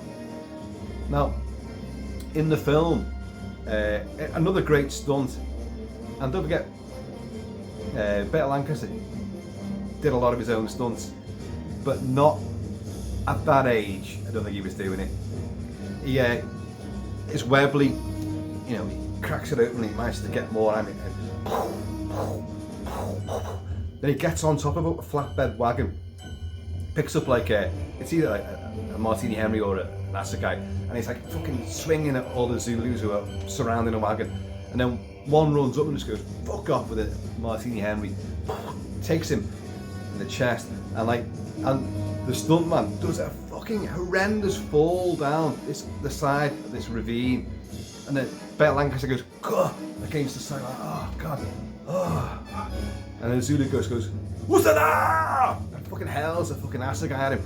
Now, and it gets him in the heart, and he slumps down dead again. But 3 times now, as we said, in different movies. The only thing I don't like about this is that there's clearly a protective barrier, you know, a big wooden box over his heart, and the assegai goes into it. It's clearly chucked from just off camera, down a line probably, goes into the box. But the thing is, it only penetrates by about that much of the spear tip. That would barely go through his fucking tunic, and then he goes, oh. You'd be like, just, that did fuck all. You throw it back, you know. But he dies.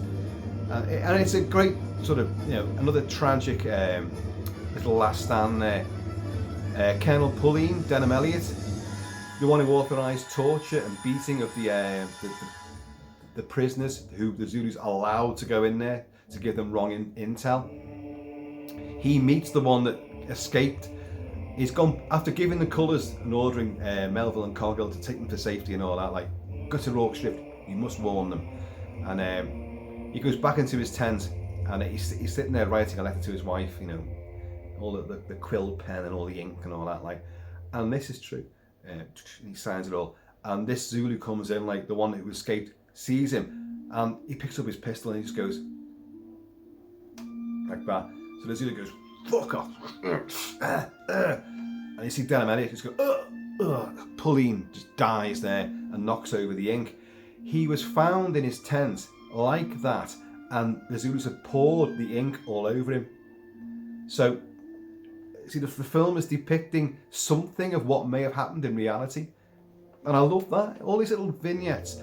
As I said about Verica, Verica, Simon Ward's character, in reality, the real Verica, lost his horse, tries to get another one, and then, that's my horse, get off it. I'm sorry, my good man, you take your horse and get away now. And you do have, when he's escorting Melville and Cargill, and they're coming out of the camp, Zulus come up and they stab, I think it's Melville's horse. So the horse goes down, and Melville falls off, and then they get him back onto another horse and get into safety. So you've got a whole horse, swapping horses another time, losing a horse, getting another one. I think that's a depiction of that, and that's how they bring Verica into all of this sort of stuff, by making him an amalgamation of three separate characters. And I think it works. In reality, the actual battle itself, pockets of redcoats would form together and be surrounded by Zulus, and when the bullets ran out, bayonets were used, and they put a wall of steel around themselves, stabbing every Zulu that came near. The Zulus then realised, okay, well, picked up their own dead bodies and threw them onto or any dead body for that matter, and threw them onto the bayonets, breaking the bayonets off the Martini Henrys, the rifles. So then the men would turn their weapons around and use the buttstock as clubs, and then the Zulus would take them off them. So the men whittled down now. Numerous Zulu accounts of this, that British redcoats would stand back to back and draw their pen knives and fight on. It beggars belief. You all know that I'm a massive buff of Custer's Last Stand, Battle of the Bighorn. In fact, in a massive mashup, I'm wearing a US cavalry belt with, a British, 19th century tunic. But Custer's Last Stand, another infamous Last Stand and massacre, and horrendous. And I've told you a lot about that anyway. But it is a sad fact that in that incident, a lot of Custer's men, it's true, shot themselves, begged to be taken prisoner, begged for mercy, were crying, were weeping. A lot fought valiantly, and I'll stand by that. A lot fought to the last man, and we're recognised. Miles Keogh fought like a bastard in that battle, and the Indians fucking really were terrified of him. And it took a lot to rush him in the end, and they talked about it afterwards. But you did have men who ran away, committed suicide. To be honest, falling into Plains Indian hands, the last bullet for yourself was a good option, the best option. But there is no accounts, not one single account of any cowardice or begging for mercy, trying to be taken prisoner, or just go suicide at Isandlhwana. The Zulus, and you can argue that the Zulus who testified afterwards, of which fucking thousands did, they said they could be trying to cover their ass. Oh no, the British soldiers fought really well, because we've lost the war now. So this, after the second campaign, second invasion, we've lost it all now. So let's just say great things about the Brits. You could argue that. I don't buy that at all. Proud nation, the Zulus. And they recognised fellow warriors. They praised the British there. They praised those red-coated soldiers, how they fought. King Setsway, because again, over the years, a lot has been said about how many Zulu casualties there were. 1,000 to 2,000 more. It's hard to tell. The Zulus would take a lot of the bodies with them, so a lot of the bodies weren't. No estimate could really be given, but certainly people that got out the camp were saying but then again, we dropped at least 15,000 of them. going to embellish things somewhat, exaggerate things. But thousands of Zulus were killed at Isandlhwana, and King Setswego said, an assegai has been thrust into the belly of the nation, the Zulu nation. Meaning that, yeah, you bastards fucking did a lot of damage to us. Or we beat you, but wow, you fought like absolute animals. And as I say, all the bodies were disemboweled. Chelmsford arrives there, nightfall. And in the film does depict this. The film shows you this. Chelmsford and co. Lancers get there first, and it's night, but quite clear the camp is there's no one left alive in the camp. They found a few drunken Zulus, as it turns out, who'd looted a bit of this stuff in the officers' tents, you know, and and they got themselves pissed and stayed behind. Oops a daisy. They weren't treated very well. The stench of death hung everywhere, and the British Army, the British soldiers, bivouacked that night right beside the dead bodies, because you couldn't tell the extent of it all. All the dead bodies were lying there, and they camped right in amongst all the dead bodies. And then, of course, when the dawn came up, and I could see, oh my God, they're all disemboweled. It was horrific. The film does depict this, but it's nightfall, and you just see Peter O'Toole as Lord Chelmsford, lit by firelight, just walking through the wreckage of the camp. You can hear smouldering embers and stuff. It's really atmospheric. Let's get on it. A bit of a dirge playing, and there's tears down his cheeks.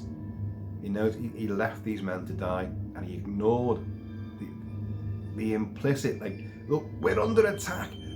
The fucking Zulus you were after, we're here all along, and they've got us. You left us to die. Help us, you know. And he's ignored all that, and he arrived too late. And Creelock, Michael Jason says, like, my lord, I rode a few miles along the towards Rorke's Drift. My lord, the sky above was red with fire. Your orders, my lord? Do we march to the drift? It's this bit. But Chelmsford just doesn't say a word. And he just walks on, because he's just like, he's horrified of the massacre that's took place. And there's a weird little surreal moment where unseen, he clearly bumps into probably an injured dog. A lot of dogs in British colonial armies, dogs would travel with them. They'd be family dogs, they'd be pets, but they would travel with their masters, who were lieutenant colonels and all that kind of stuff. Like, and obviously he bumps into a dog, and you hear it squeal, and he looks down this bit, and it's a really enigmatic finale, and it comes up close to the camera. Again, it's all shadowy, firelight flickers, and the tears in his eyes.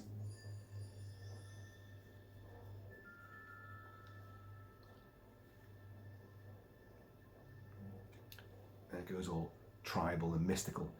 And the finale of the film is the credits coming up, but it's just a victorious Zulu army in silhouette against the sunset or the sunrise on the horizon, marching past.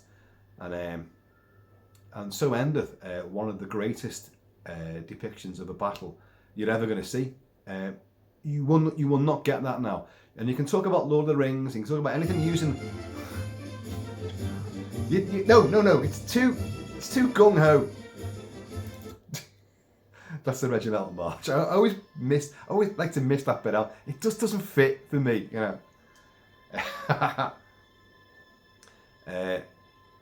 Your Lord of the Rings, Peter Jackson, your large scale stuff with CG and all that, and all the computer enhanced stuff.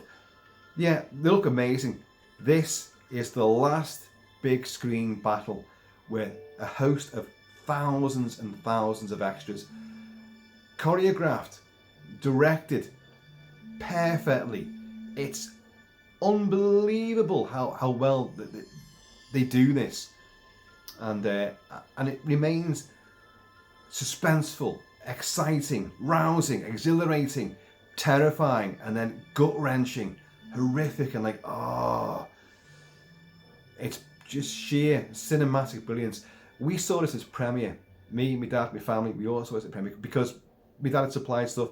Same with Bridge Too Far, same with Star Wars. You know, we got to the premieres of all of these movies down in London. And but me and my dad would sit and watch, well, Bridge Too Far, and my dad was never asked about Star Wars, to be honest. He couldn't even get Darth Vader's name right. He called him Dark Zador. But my dad, the military historian and collector and a lecturer in military history,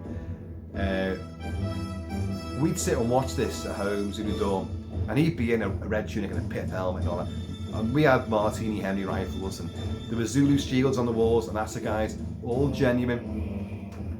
And we'd be there, and me and my dad would be like, we'd be fighting alongside them and all that, like, oh God, it was great. So alone now when it comes to all this. You know, my family, well, don't indulge quite the way I do, you know. Don't know if it's my dad.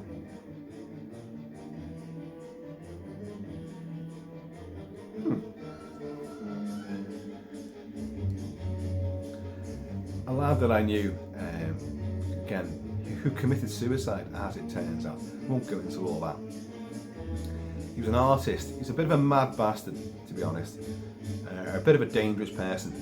My mum didn't like him, but he'd come round to my dad all the time. He collected military as well, and my dad entertained, you know, and put up with him. My mum would always leave, you know, I don't like him.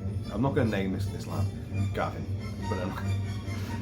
but he was an artist as well, and he drew a picture of, and he called it The Last Survivor of Isandlhwana, and he drew a fabulous vista of Isandlhwana the hill, and all the bodies all speared and ripped up, and wagons on fire, and just carnage behind. And in the foreground, riding right towards us on a buffalo, or was it a donkey? I can't remember if it was a buffalo or a mule. It was a mule. Was my dad in red tunic, but bizarrely, he gave him like one of them Aussie hats with the corks hanging down, that cliche thing with the corks hanging down. I never understood that, but my dad loved it, and it was a great depiction. It was my dad. And by the way, I have my dad's face, the red cheeks now. I look like my dad, apart from all this and this bit. But my dad was surviving and coming out of the carnage. The last survivor of Isandlhwana. The last survivor of the real battle was an unnamed, unknown redcoat who husbanded loads of rounds and took himself up the slopes of Isandlhwana and found a cave and got in the cave and could have survived. They'd never have found him. This is all, the body was found there, and the Zulus all talked about it afterwards. And instead of like hiding away in the shadows, he had tons of ammo. He was picking off Zulus from the confines of his cave, and the Zulus finally got him in the end by picking up loads of weapons, rifles, and firing a volley in, and the bullets hit him, and they killed him, dragged him out, like disemboweled him. But there's a famous picture of him coming out from the cave like that, being shot. Yeah. The last survivor, the last, not survivor, the last of the 24th, you know. But it's outstanding. That, by Tom Chantrell, is a great picture. And it sort of depicts what they faced. And the colours, again, there was an eclipse of the sun at the height of the battle. The film does not depict it, the film doesn't show it. What the film does show, of course, is the ammo boxes which you couldn't open. Now, again, that has come under a bit of a sort of revisionist history now. Oh no, they could open them, but it's just the distance between the quartermaster's ammo wagons and the firing lines. Yeah, Pauline fucked up by putting his men out way too far, with too much mileage between the front ranks. Too much mileage. Easy, the zombies, again I call them the zombies, the Zulus are going to pour through it somewhere. Just weight of numbers, they're going to keep on coming, and they're going to literally get through those massive, almost half a mile gaps between, you know, the skirmish lines. So, massive mistake there.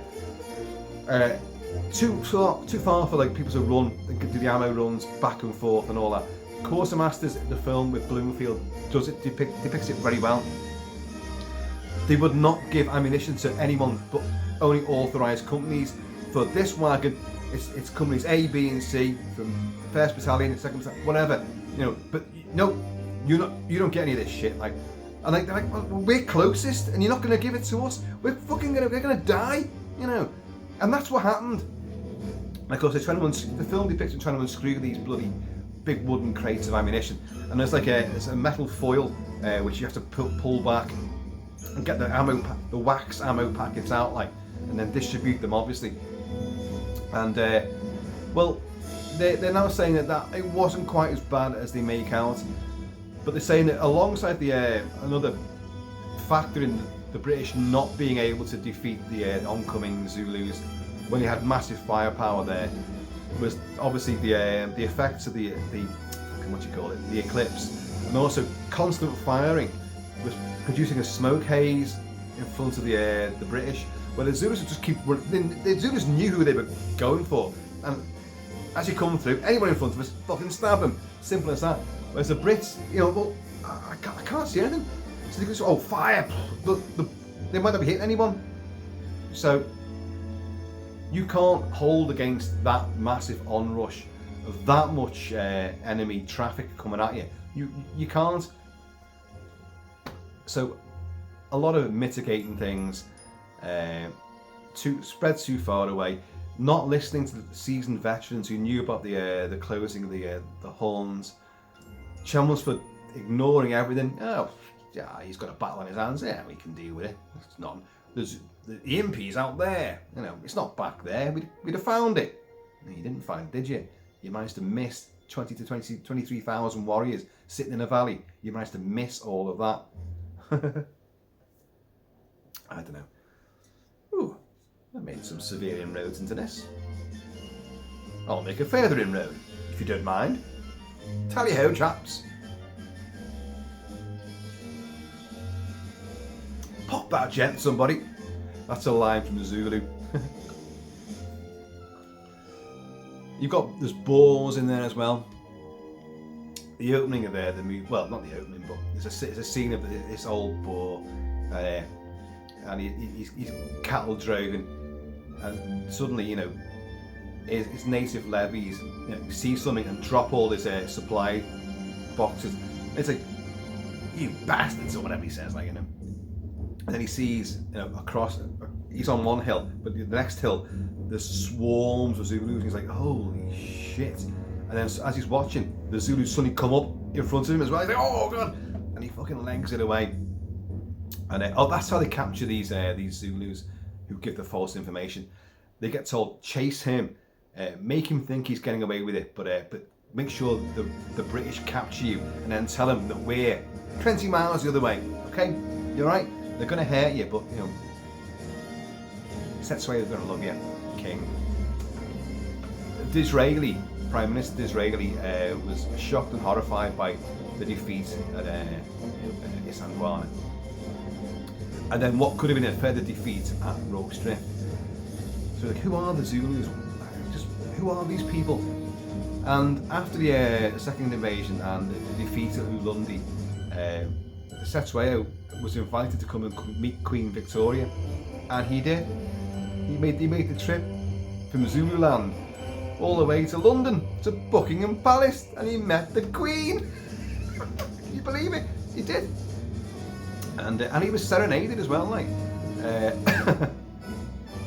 It makes a mockery of James Booth, who plays Private Hook in Zulu.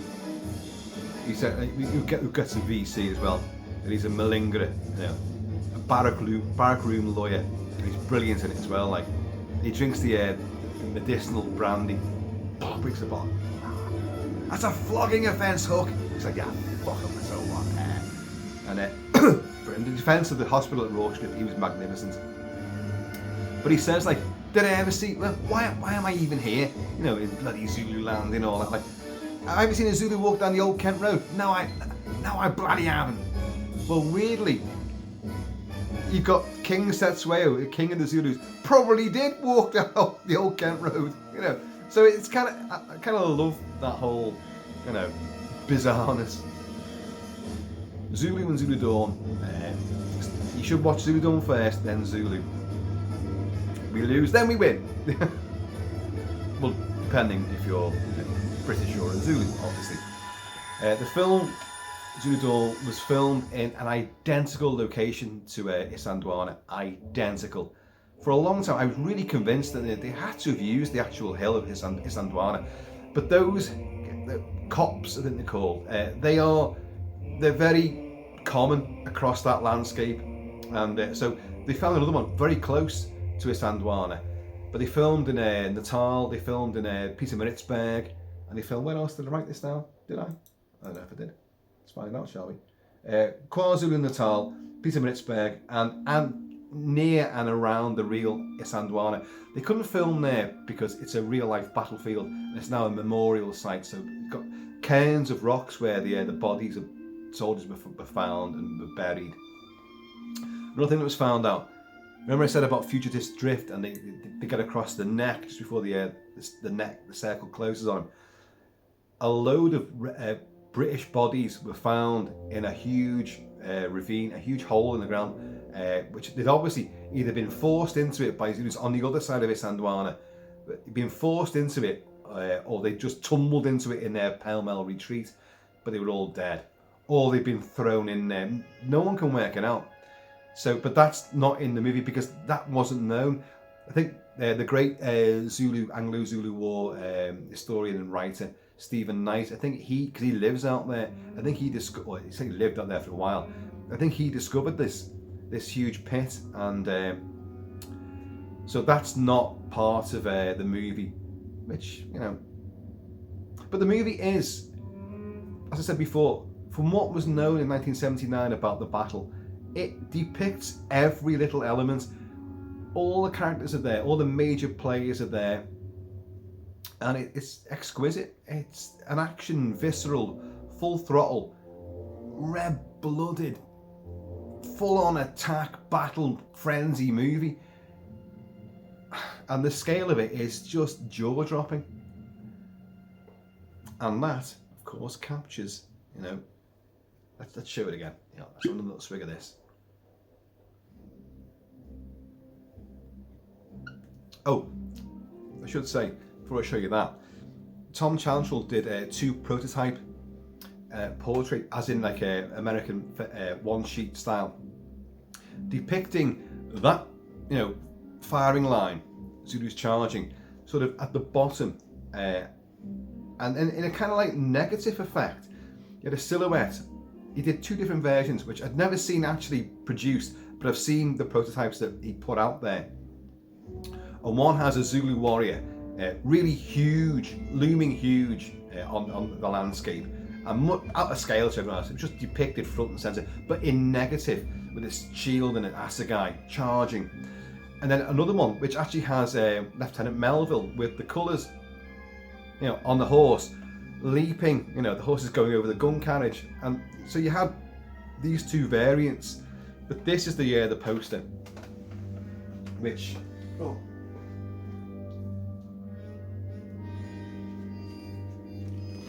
is outstanding.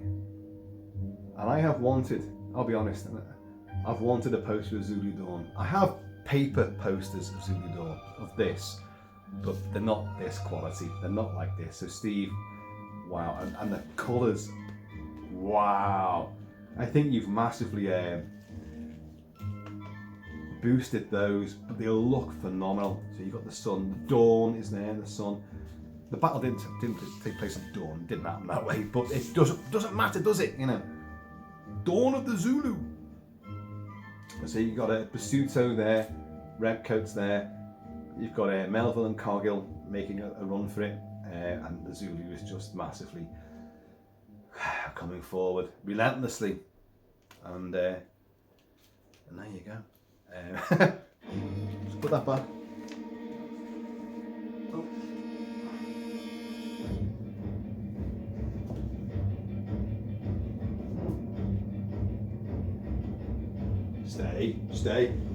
Steady boys, hold the line, hold the line. Hurry up with that bloody ammo. And you've got like a bugler. Yeah. Need some more bloody ammunition. I've been 3 times already. No, I've been twice already. Go 3 times. Won't do any harm. Go on, scamper. It's another little quote from the movie. They used the word scamper a lot, like it was some Victorian sort of, bit of jargon. Scamper. I like that. I think it's good. I might incorporate that. Go on, scamper. Well, folks, there's Zulu Dawn for you. I was right. Let's go for the clues again, shall we? Kobayashi Maru. You can see where I got this. Kobayashi Maru, a no-win scenario. It's a last stand. How you deal with death is at least as important as how you deal with life. And that's the adage from Captain Kirk, the one man who cheated the system, the Kobayashi Maru. He cheated death. But Kirk can do that. This cool cat went there in 3. I don't know, am I right about Burt Lancaster? Ulzana's Raid, Go Tell the Spartans, and this? I don't know. Carol Vorderman would have struggled with the numbers. Kobayashi Maru and Carol Vorderman, they're the two that clinched this. It's a last stand, overwhelming numbers, a quad poster, it's got my name all over it. And in fact, if my dad didn't get a credit for it, so for supplying anything whatsoever, but his name would have been on it, so my name, Macarini, would have been on it, so my name would have been all over this. I don't know. Right.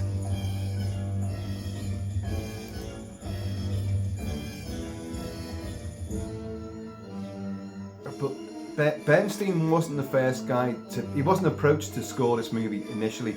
It was some other people who I can't remember. And they're not like another major league movie composer. In fact, I don't know who the hell they are in the first place, but I've read about this. And they got scrapped at the last minute, almost last minute. Then good old Uncle Elmer was brought in. And fucking wow. This score is just phenomenal. John Barry, of course, scored Zulu, but it's a very sparse score. There's not a lot of music in Zulu. Well, you got the Zulus make their own music, their own chants, and of course you got the men defending the second Warwickshires, defending Rorke's Drift. They were singing Men of Harlech to compete with them.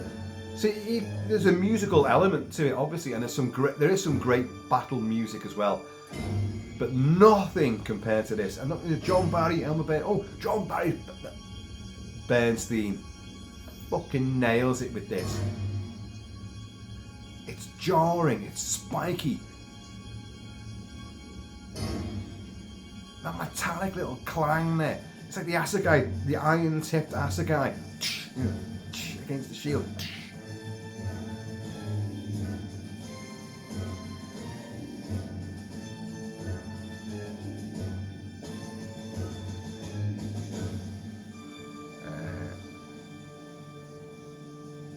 More Zulus. Do this one.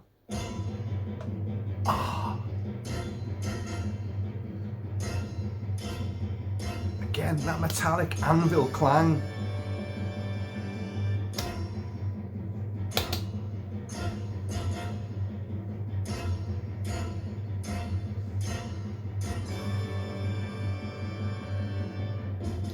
There's Chelmsford there, Peter O'Toole.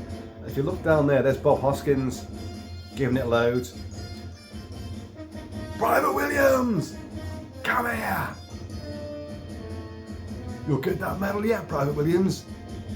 Batsa!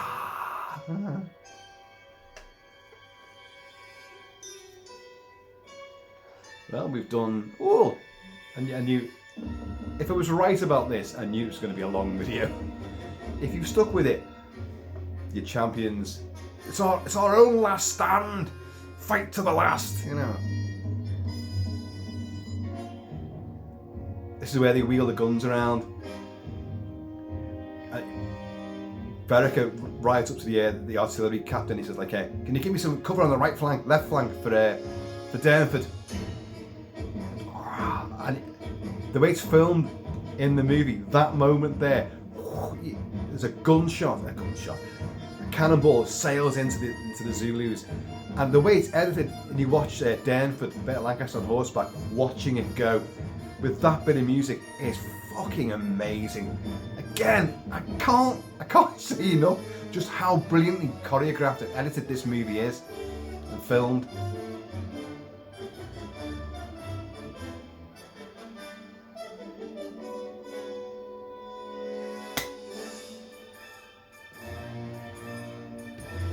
And again, the amount of people riding horses out of these dongas, and they've got people running across and horses, en masse charging through. And the gun carriages overturning and people fighting in the background. It just... how do you marshal them people?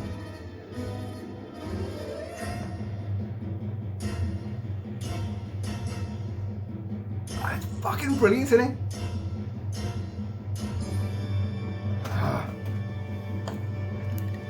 Who cares about fucking masking tape?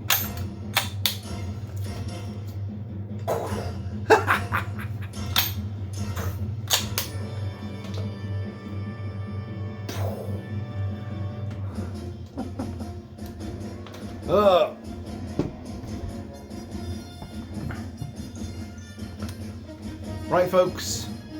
I think we've got enough. We've actually fought most of the battle here.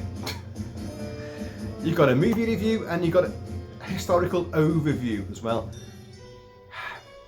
What other YouTuber goes as far as that? Tell me now, and I'll hunt them down.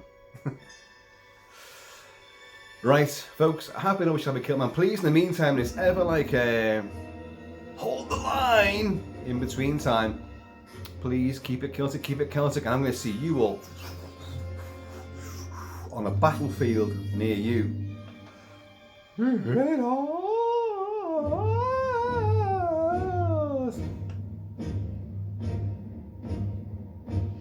This is actually Bloomfield saying, we will not issue ammunition to any but authorised companies. This lot can have their own. but now fuck off, Look, it ain't my fault. All the tops are screwed down, But Boy Pullen, I'm waiting. So Boy Pullen, actually sneaks a few backhanded to one of his mates, to his line of frontline firing line.